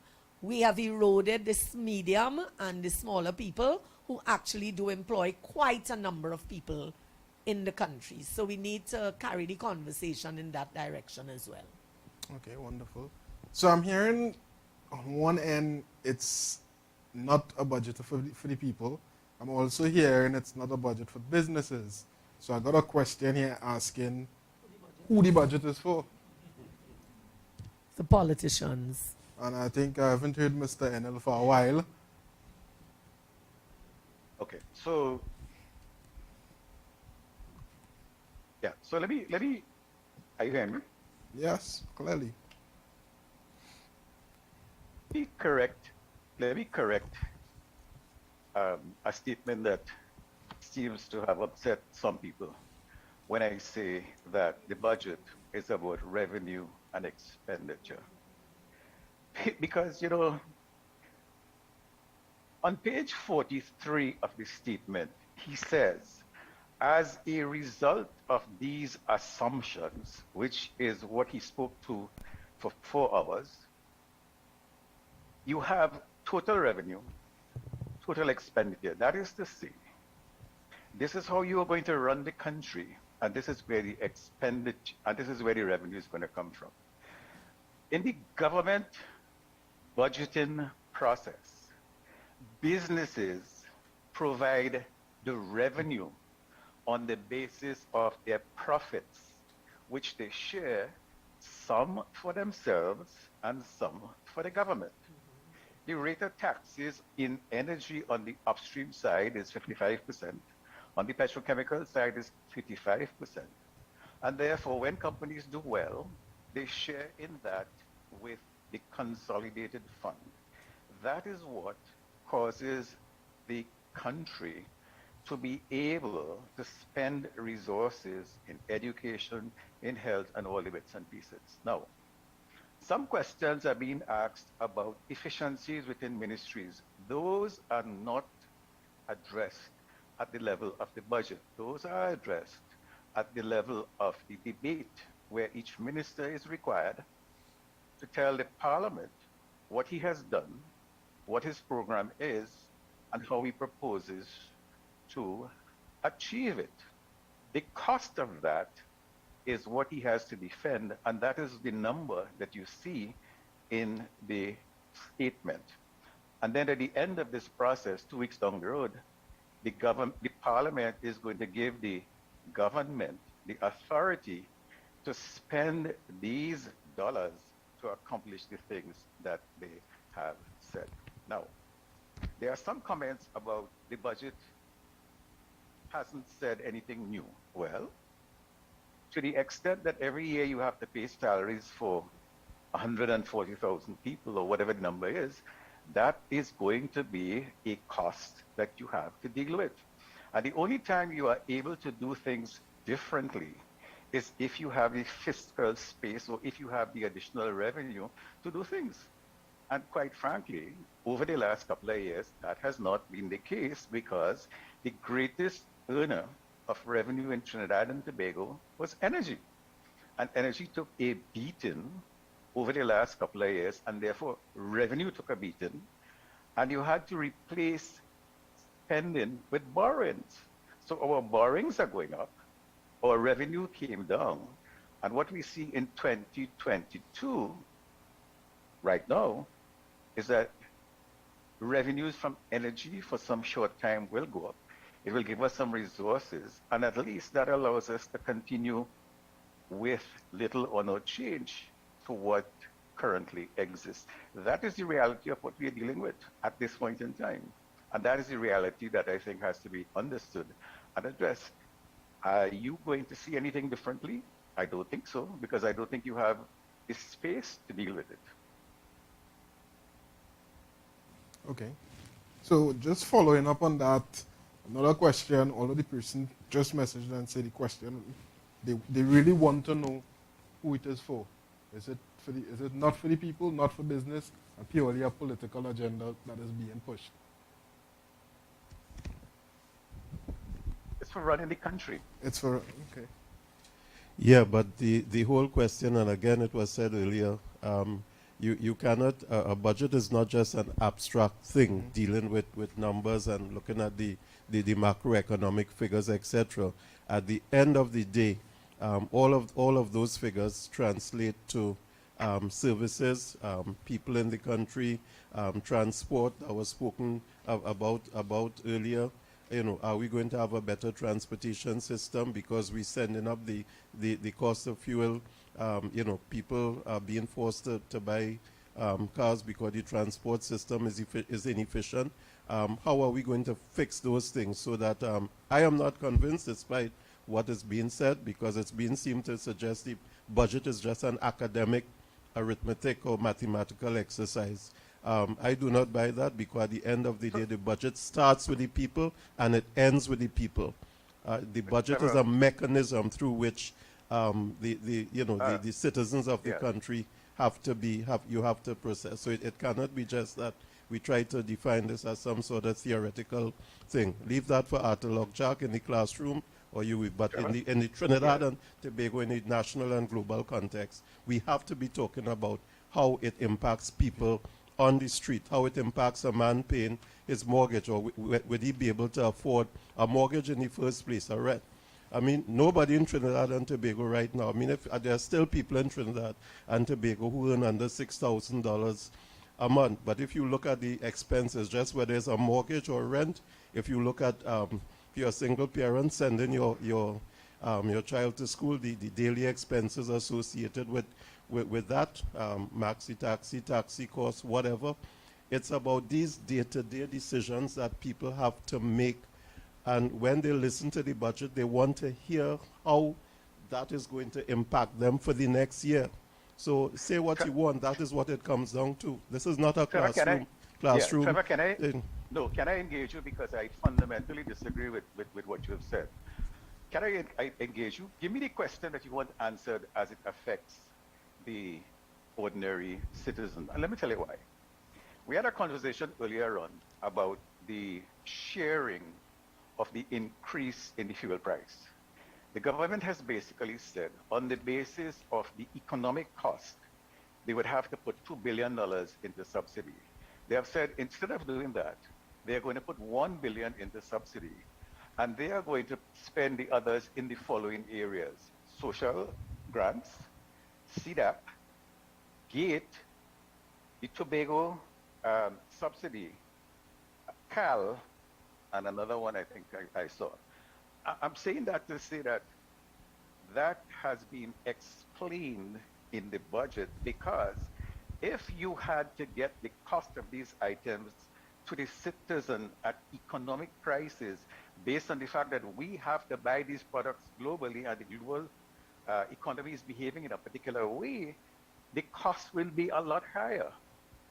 So I'm saying that to say that there is information to suggest that some of the challenges that ordinary people have to deal with are being shared in a way that you may not agree with, but they are being discussed as to what the intent is. Is it then that the citizenry does not agree with the direction the government is taking?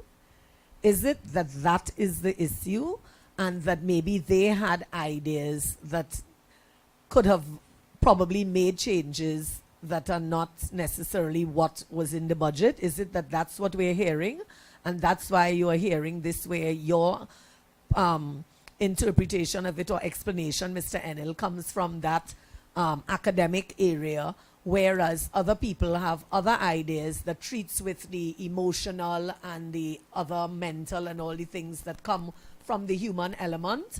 Is it that that's why we have that disconnect? Because you are saying that the $1 billion difference is going to go to these subsidies, which have also all had increases. All the Correct. subsidies you spoke about have also had increases. The airfare has gone up, and I don't know if people have calculated it very well. It's $400 a ticket, and they have not removed the penalty of $50 either way if you miss your flight. So technically, if you miss your flight, it's going to be a $500 fare. It was craftily put in the budget. It has also been in the subsidy you're saying for the ferry and for whatever, let me say health and education and whatever else, and social services. Why are we continuously carrying our people down a path of wanting them to be in a social service net, when really and truly we should be elevating them out into self-motivated, energetic people who want to work, who want to be independent and don't want to go down to social services and line up on the pavement outside in the sun and beg for a handout? Why it is we continuously, strategically put the money there? It's to keep us stupid, it's to keep us suppressed. What is it for? And that for me is where there's a lot of pain and anger, because I see where we are not doing anything to move our human capital out of where it is. And education gets all this money, yet we have the worst system now. Health has all this money, yet it's the worst service. Security gets all this money, yet everybody getting bang bang every day. So what it is we really doing, we put in the most money into the things that produce the least success rates. So what have we done to our society? And you made a comment earlier about, you know, the future and what we would leave, of course, 20 years behind us. You kind of spoke about the generations. I want to say, is it today that we are getting the effects of the O'Halloran episodes and the Malcolm Jones episodes? And is it that my generation is suffering because of that? And how much more? Ms. Cuffy was correct in what she said. How much more of that are we going to pay the price for? Now, I want to say that the people of this country have to take responsibility. And the unions, labor has a part to play. Because maybe we needed to get to the table and discuss what can we give up from an employee perspective, and how are we going to produce more in order to justify producing more, turning it into revenue, and justify getting our increases so that we can balance the books in terms of our lifestyles. Absolutely agree. That conversation is not on the table. It has never been. And I'm saying possibly what you are hearing now is the fact that we have come to a stalemate where the country is at a place where it can't give more, and we have a draconian hand-down which says this is what has to happen. So I think if the conversation was at a table where we had a serious, balanced mind in the middle that could have negotiated. I think there were many things that could have been negotiated from Labour, putting formulas in place to bring our people out of where they are, get our productivity levels up, work on what might be sick leave, what might be just serious entitlements, vacations, and how do we come out of what was just been created for a number of years, but exasperated over the last 2. And I'm saying that because that is a big gaping wound that the country has to come to reality about. Thank you. Agree with you. Excellent contribution. And on that note, I also have a question around Labour. The person basically asked, based on the tactics the government and based on the tactics by the government and proclamations in the budget, do you think that trade unions are dying or need to change? Does the trade union movement require a level of reinvention? And if so, what are the union's plans to get a higher participation rate by the younger workforce? Okay, well, a part of that, that's a common question that we hear all the time, very often. I'm sure my colleague, Mr. Annisette, do unions need to change? People never seem to ask often if business needs to change. Business people need to change their tactics. They do seem to focus a lot on unions, but that is okay. Unions have, and we are making our contribution. In fact, a part of what was spoken to just now was the whole issue of social dialogue.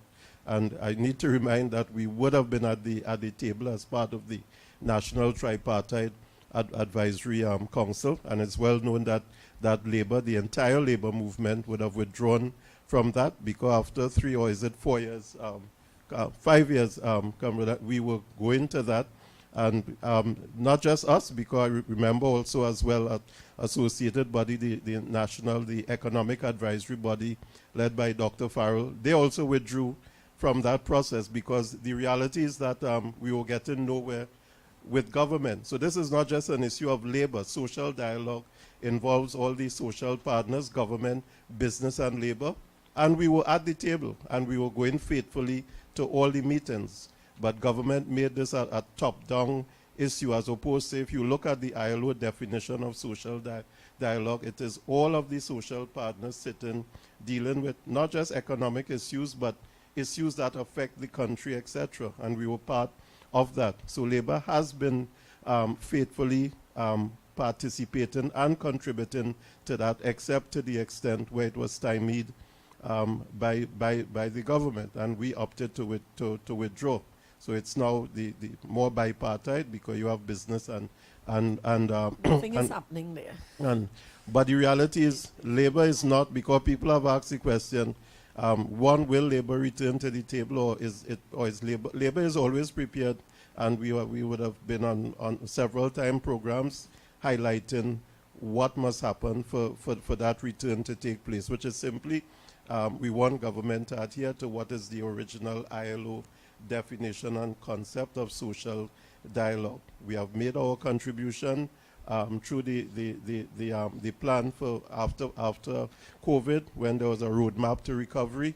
Mr. Annisette was on that. Several trade unionists on roadmap given contributions. So Labour has been part of the process all along. Whatever what you call it, tripartite bodies, the ILO 144 committee, all of these bodies, Labour is still there. Labour representatives given their contribution, sometimes maybe out of the sight of the public. Or it's not that people tend to, and the media tends to cover Labour when you hear a protest or something, but they don't always cover Labour when Labour is making constructive engagement in things that contribute to the national development of the country. And this is something that we ought to look at. In terms of even with the current challenge with the 4%, which is on the table, individual unions, of course, would have sat with the CPO and given their contributions. But when you go to negotiations and you hear from the CPO, well, in advance, before you even reach at the table, you see these 20 things, we're not talking about that. Then that's not negotiation. And the Minister of Finance would have compounded that One thing he confirmed in his budget statement is, as far as he's concerned, the debt of collective bargaining in the public sector, because his idea of that is that this is what is on the table, take that, shut up, or we have nothing else to offer. That's not collective bargaining. That is not negotiations. Who say labor does not have an input to make or a position that could be reasonable? It cannot be your position or no position. Where's the explanation about why we could only pay 4%? Has that been explained to the public? So these are things that labor is prepared, and I'm saying it here, we have made it clear, we are prepared to return to the national tripartite process, but follow the appropriate engagement. We are prepared to sit and negotiate and dialogue with you once you are prepared to engage us. What we are not prepared to do as labor, and I'm making it very clear, is to come to the table with you saying to us, well, it's either this or leave it. Then that's not negotiations. Right here in this college, this very college where we are, the lecturers at Cipriani College or the academic staff are on 2007 salaries. We talk about public servants on 2013, and that's bad enough. Right in this labor college where we sit in right now, 2007 salaries, the admin staff on 2011, and this is the Labor College of Trinidad and Tobago. What is the government doing about that? So nobody could come and talk to me about labor not doing its part. We have been up and down, and wherever we are trying to get that to move. The move right now is in the hands of the government. Labor can make other moves, but then, people may say other things, but the move is in the hands of the government to sit and make some reasonable engagement with the labor movement so that we can take this country forward. 4% on a public servant salary earning $5,000 or $6,000, that's $140,000 a month. $140 a month. Everything in this budget has gone up in double digits percentage, except the proposal by the government for salary. So everything else you want to go up in double digits, no problem. But when it comes to salaries, that must be single digits. How you expect people to live? Okay. And on that note, I want to bring in Mr. Cabrera, who would have mentioned, there was no dialogue around the people sector. And he also stated that he would have had some ideas, assuming things he would have wanted to see in the budget. Mr. Cabrera, over to you. Thank you very much again. One of the areas I think we could put on the table from the credit union perspective is the possibility of credit unions partnering with government with regards to housing construction. We recognize and observe that the government did point out that there's a shortfall in housing and that they were calling on partnerships in this regard. I think this is something the credit union movement can look at, and these houses can be made available specifically to credit union members through mortgages from the credit unions. Of course, there will be some that will be available to the public at large. I'm also suggesting that the credit unions can also give consideration of doing more in the area for agriculture and agro-processing with regards to a community-based approach to agriculture. I also think the government could look at doing more with agriculture in the schools, because there are a lot of acreages available in government schools that are lying dormant and nothing is being done with it. I'm of the opinion that if we get the same social partners involved and community groups and faith-based organizations, we could get some programs going in schools to actually have active fiscalize those acreages as well, right? In the area of education and crime, we recognize there's a serious issue there. In some instances, you're recognizing that Form 3 students cannot read and spell. That is where the crime is. That is where the problem starts. So we need to put the emphasis in the primary schools. By the time they reach into the colleges, it is too late, right? The emphasis has to be in the education system in the primary schools. This is where the problem is. So I am suggesting that we look at a sort of a system that I might refer to as a demerit system for parents, which is similar to the road traffic penalty system. When we get parents who are not supporting their children, parents who are negligent and so on, we bring them in, ensure that the parents become a part of assisting the school with maintenance along with their children, right? This can also work from a point of view that we're trying to have disciplinary issues, of course, and we could allow them to work together to bring a closer partnership with their children. But that is some of the issues that are present in the colleges as well as primary schools, right? With regards to the transit system, we heard some issues coming out there. I think we could probably look, I don't know how feasible it would be, but we need to look at a mass transit system. I know that's going to cost a lot of money, but the only thing that would solve that is a proper mass transit system. We have a road network. The roads are not being properly maintained.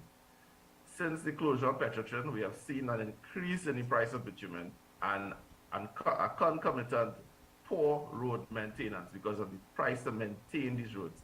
So what I'm saying, if we have a system to maintain the roads properly, we could at least have proper roads to drive on. It was said by the previous panelists that it takes 3 hours to get from one point of Trinidad to the next. And that has to do with the poor condition of the roads, right? So if we maintain the existing roads and we put down proper infrastructure, we will be able to get around the island a lot faster and deal with the traffic flows, right? But in regards to agriculture, as I said before, I'm adding now that the security of land tenure was not mentioned in the budget at all, and that is something that you always hear Shiraz can speak about. Farmers cannot get loans unless they have security of land tenure, right? No credit union or bank will lend money unless there's security of land tenure. I'm saying if the government is serious about agriculture and trying to reach the persons who have these financial challenges, this is an area that they need to look at, right? So I would pause there for the time being. All right, points well taken. Now I want to take the conversation back to a macro level. One of the students just asked, in terms of the budget, we are consistently seeing a deficit, right? And what is being done for a turnaround, and when can we expect a turnaround? Or is the government moving in the current direction to eventually experience a turnaround?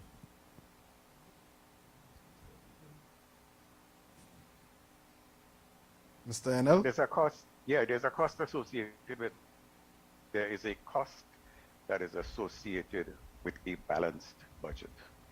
In 2022, if the government did not subsidize petroleum, they would have had a balanced budget. So it's a matter of choice and consequence.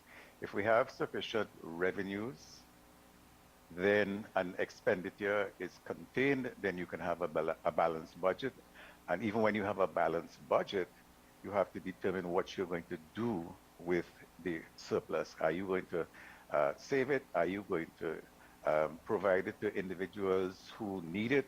Are you going to pay down debt? You know, you have a lot of choices. But generally, countries usually have a program of expenditure that they try to maintain. In our situation in Trinidad and Tobago, we have some challenges that cannot be escaped. One, for example, is the aging population. With the passage of years, people just get older. As a consequence of that, some of the payments that the government has given are now associated with them, and therefore you can get up in 2023 and look at your social cost, and without doing absolutely nothing, it has increased because people have aged. You know, so they have those kinds of issues that you have to deal with. And concomitant with that aging process is the question of cost of medicals, cost of free transport on buses, you know, all the other things that are attached to being old cost something. And unless you have the revenue stream to maintain that, you either have to reduce it or tax something else to get the revenue to deal with it. Okay. Another question, and I think I'll push this to Ms. Haddad. The student was asking, in terms of Tobago and the Tobago's tourism product, how has the budget affected this? Well, I don't know that it affected it. I think it did nothing for it. The Tobago House of Assembly has been given exactly what is its entitlement under law, 4.03%. And I want to say, if I may, that if I listened to the budget presentation by Mr. Augustine, when he did it, he gave a total overview as to where he wanted to take the island. He explained everything. It was the best presentation I had heard in a very long time. He did take 2.5 hours, but it was 2.5 hours of good listening. And he explained where he was going and why he needed XYZ. So it was almost as though what Mr. Tewarie was saying as a CEO, he had to present to his board as to how he will run the AmJam or whatever, and why he needed what he needed to do, what he needed to do, and why he was doing what he was going to do. And it is from that vein that I thought, wow, finally, there's a platform understanding this plan for the island and where we're going to go, and each category what was needed to succeed at it, and therefore we needed to get XYZ to carry it out. Unfortunately, the Minister of Finance very strategically blamed the opposition and said that, you know, you didn't agree with the autonomy bill, so because the autonomy bill was not passed, we now have to give you what you're entitled to by law, which is 4.03%, which is also crap, because you don't have to give that alone. It's 4.03% or more. That's the base. And further to which, the autonomy bill was not what Tobagonians wanted. It was not in the form that was required. Therefore, you cannot speak to a bill that was not what the people wanted and blame the opposition and say that they're the reason why it didn't pass, because it wasn't what the people wanted in the first place. So Tobago has been given exactly what Tobago is accustomed to getting. And therefore, Mr. Augustine now has, with his team, to work out how best they do that. How it has affected tourism, I want to tell that students or youth, they've increased the local airfare, which is again, and the boat. I don't think the boat fare is out of reach. I don't think, for a holiday, I don't think the airfare is out of reach. But the other perspective is the Tobagonian that has to come to Trinidad for services that are necessary, that are not available on the island of Tobago. And it is that equality is where the problem is. That is their PTSC or maxi taxi, either one. And I guess Mr. Annisette could challenge or not challenge me on this, or agree with me if it's the truth. But my information is that the boats can make it in 2.5 hours. It will just mean that the fuel usage will be higher. And we drag the boat to slow it down so that we use less fuel, so we suffer the people anyway. So what I can get on the boat and have a ride for 2.5 hours and get into Trinidad at 9 o'clock and get what I want done and turn around and get back on the ferry and get home so I don't have to overnight, I'm punished because somebody knows that if I drag the boat and carry it for 4 hours, I will use less fuel. So damn if you do, damn if you don't, the citizens are getting licks anyway. And whilst I'm a business owner, I believe in equality. I believe in equal opportunity. And I think that this country is far from those two things. Okay. Final online question. Would you interpret the continued increase in the national security budget as a failure to address the systematic social challenges within the society? Mr. Johnson. Oh. I am happy to say yes, and I want to say we need to come to the table again, speaking the truth. What is our real economy that our country is running on? What is it we are talking about in terms of security, our borders, drugs, money laundering? You know, let's stop fooling ourselves as to why I'm never impressed by anybody's money. You know, you must never, right? I'm never impressed by anybody's shoes, etc. So I'm saying that for me, we need to speak truthfully about what our problem is and why we have these problems of crime that we can't control.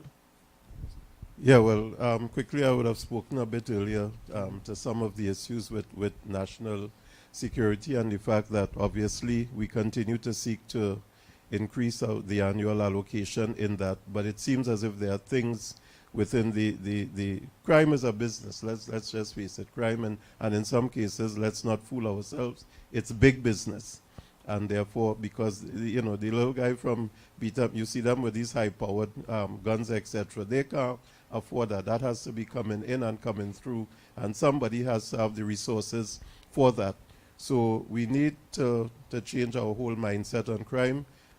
You know, so we raid Beat-Up every other week because, you know, it's like we have a standing order card. Well, you know, but that's not going to solve the issue of where things are happening. We have to begin to deal with the, as we call it in business, the captains of the industry.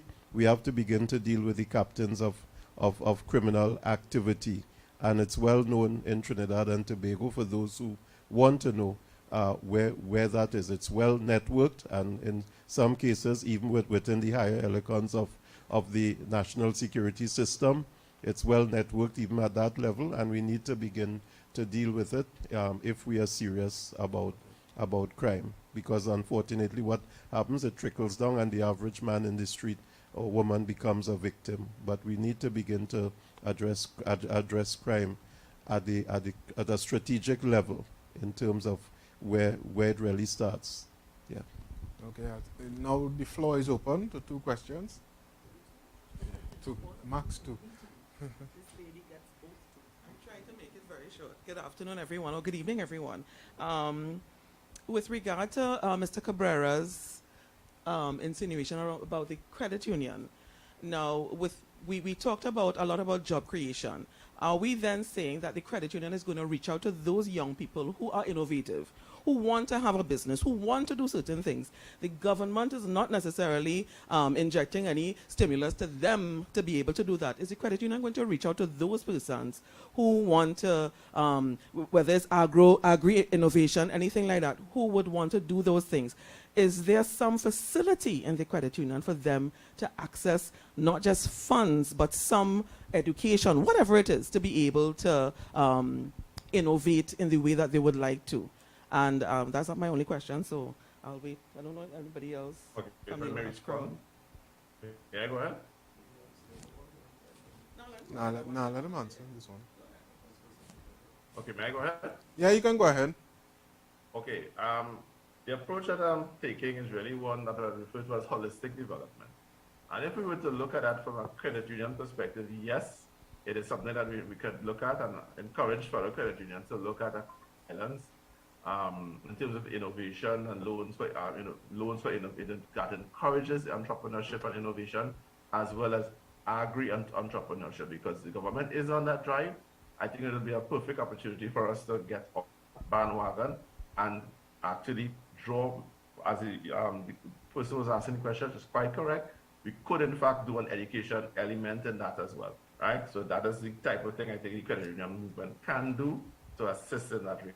Mr. Cabrera, and to back up on this lady's question, the financial system is so robust now, it blocks the flexibility of what all you people can do. So I have another spin on that. What are you going to do to break those rules? Because if you go to NEDCO, these people get blocked in. If you go to ADB, and if you go to the normal banking system, you can't get funding or financing for those innovation ideas. So what can the credit union do different if you conform to the laws that govern your lending criteria? All right. What I have in mind is not lending money directly to people alone. That could be an approach, because to lend money to someone like that, they'll have to bring a business plan, they'll have to approve the business plan and so on. Not everybody can do that.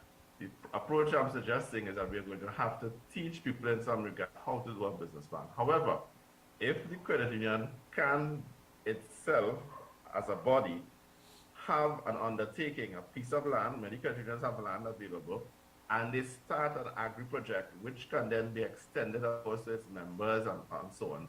That is what I'm talking about. That could be successful. So that way we don't have to really get a loan for that. But the credit union could assist, probably in partnership with some other organization. There are groups out there that do things like that. For instance, there's a group called 𝘋𝐹𝐴𝑚 that I know does work with heritage. And there are other groups out there that would be willing to partner with the credit union movement to do projects like that. So I'm looking at it from different angles. Second question. And the next question is for really anyone to answer. Well, not necessarily answer, but to comment on. We didn't discuss sport at all. And there is sport tourism. And I'm not sure if, from any perspective of tourism, if in what we're discussing today, that patriotism would affect how we market our sporting events and activities. Recently, we had the TKR, Trinidad and Tobago. We lost that. I mean, patriotism is not necessarily there, and I'm not hearing from any of our panelists or anyone actually where that is concerned. We talked about the education, we talked about all those things, but even among our young people with regard to their patriotism in getting involved in sporting activities and in using that futuristically as some sort of tourism from our perspective where we can help to stimulate our economy. I'm not sure that that is being discussed at all because we talk about it as an education only, but what about the young men who are inclined where cricket is concerned, who are inclined with football, who are inclined with all these other sporting activities? Are these activities being considered even from among our business owners and the manufacturing industries and all these different industries with regard to sponsoring sporting activities at the school level and not just waiting for the government to make these initiatives available so that down the road futuristically, as Mr. Enill and Mr. Tewarie were pontificating about earlier on, that those things will affect our future generations. Okay. I would just comment quickly from a labor perspective. Labor wouldn't necessarily say it has a lot of resources to put into sport, but it is something I know several unions have partnered with in terms of within their respective community, and therefore, especially because it impacts young people especially. Once you talk sport, you really, I mean, a lot of the focus, 80% of the focus is on young people and the development of young people. So it is not something we are averse to, but I would not sit here to pretend that is something we invest a whole lot of resources in, but I will acknowledge that is something that we can certainly take a deeper look into in terms of that. The tourism, sport tourism side of it, I'll probably defer to my colleague. Well, I would want to take that from two spins. One, tourism can be anything. It can be health tourism, sport tourism, education tourism, and we see our counterparts of the islands who have their universities and they have people coming in. We failed miserably at all of it. The word tourism, we're just lousy. So when you speak to sport tourism, we have had people who are interested, rugby teams and so that come down and play and they engage, and therefore it carries an energy that helps our people get an interest in the sport and they interact and then they get the opportunity to go out. Where is the real challenge there? And I'll tell you, what I see is our education system has failed so miserably that these things really can be part of your school life. So should school finish at 2:30? Yes, academically, I think that might be enough. But could we keep those children until 4 o'clock when their parents are now able to come for them? Could we have programs that take place in the school or on fields close by where the children all sign up, whether it's for table tennis, badminton, hockey, whatever, and we could go on and on and on. Scrabble, whatever it is, can we engage them until 4 o'clock for that hour and a half and keep them busy and get their minds busy, their souls busy, their bodies busy, so that they would not have the time to think of some of the things that they actually do, telephone mischief, whatever else mischief? Is it that we can come to some sort of conversation like that? And to put that in perspective, when we put more money into education, am I going to hear the Minister of Education say that that is what we're going to do with the money next week? Or is it we're going to, I don't know, I have no idea. But it's going to be a cut and paste from last year's own. What are we going to do? And this is what I'm saying about, we keep talking about conversations and conversations and conversations. I don't want to have no conversation with nobody again. I want to hear about the ideas being formalized and then financially put to the test and action taking place. And that's what has to happen in our country, and not just for tourism as you speak about or sport tourism, but for every aspect, because that's going to help save these youth that are frivolously out there with environments that somebody spoke about. I think Mr. Cabrera was talking about that, doing some sort of partnering with the family. You have no idea how bad it is. And I say this in pain. You have no idea how bad it is. And I'm saying that we can help fix it rather than create this. Because if we give the children a sense of purpose, they will come out and help change the family environment. We can talk about bringing the parents and poor parents many times when they come in. As I tell the children, mommy and daddy is offering you what they have. If they knew better, they would have given you better. So you have to love them for what they've given you. But because you have a different opportunity, you have to use it to rise above it and then bring change to your siblings and your family. But we're missing that. All right. Before closing, I have one question on that point, actually, to Ms. Haddad. When you say we missing that, you're talking about the government? Because I am thinking, I'm asking, and even if you read the EY report on the budget, they would have said that, you know, all of these things are happening in the country, but the private sector needs to take responsibility for pushing the needle and not wait on the government to push and then say, well, okay, once they push, we push. All right, so I'm usually very frank, so let me say it. There are many ways private sector can engage in something. Sure. So they take their budgets and they give the money for a program. Mm-hmm. They give the money, they take a box and they walk away. Yeah. I want to say that's not what we need. We need your money. Yep, we do. But you see this here, this is what we need. We need the people. And we need genuine people who actually know what the word love means. Because if you love doing it, it's not a job. But if you don't love doing it and you're doing it because you're taking a box, then it has nothing else in it. And we have to give of ourselves and we have to give of our time. And I have to tell you, I've really given up every weekend and public holiday for the last 8 years of my life to a school. And that's why I'm saying, I know what I'm saying. It's painful to hear the stories. It's painful.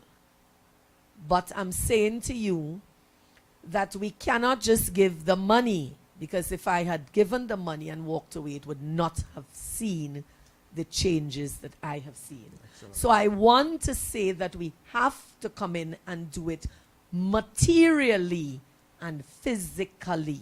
And we have to share. And there are programs that we can work. And it has to be people who are genuine. And, you know, not just people who come in to get the check from the private sector and then wheel the money out for themselves and leave the progress of the whole project starving. You know, we have a lot of those stories. That's not what we need. So unless Trinidadians and Tobagonians are ready to get up and give, let's not waste our time. Excellent. But I have a saying. When the gun face you, don't afraid. You were a part of the problem. You did not contribute to fixing it. And right now the universe is going through a transformation and each one of us have our part to play. And in playing our part, we have to transform ourselves and contribute. And that's what I will leave with. I would not even say anything else. Have a good evening. Okay, Thank you. thanks very much. All right, I want to thank the panel for giving us about a good few hours of their time, and I want to thank everyone for tuning in online, and last but not least, the Elma Francois Institute of Research for putting on such a dialogue to enhance the students' perspective on the budget which was presented. So have a good night and safe journeys home. Same to you and thank you. Excellent.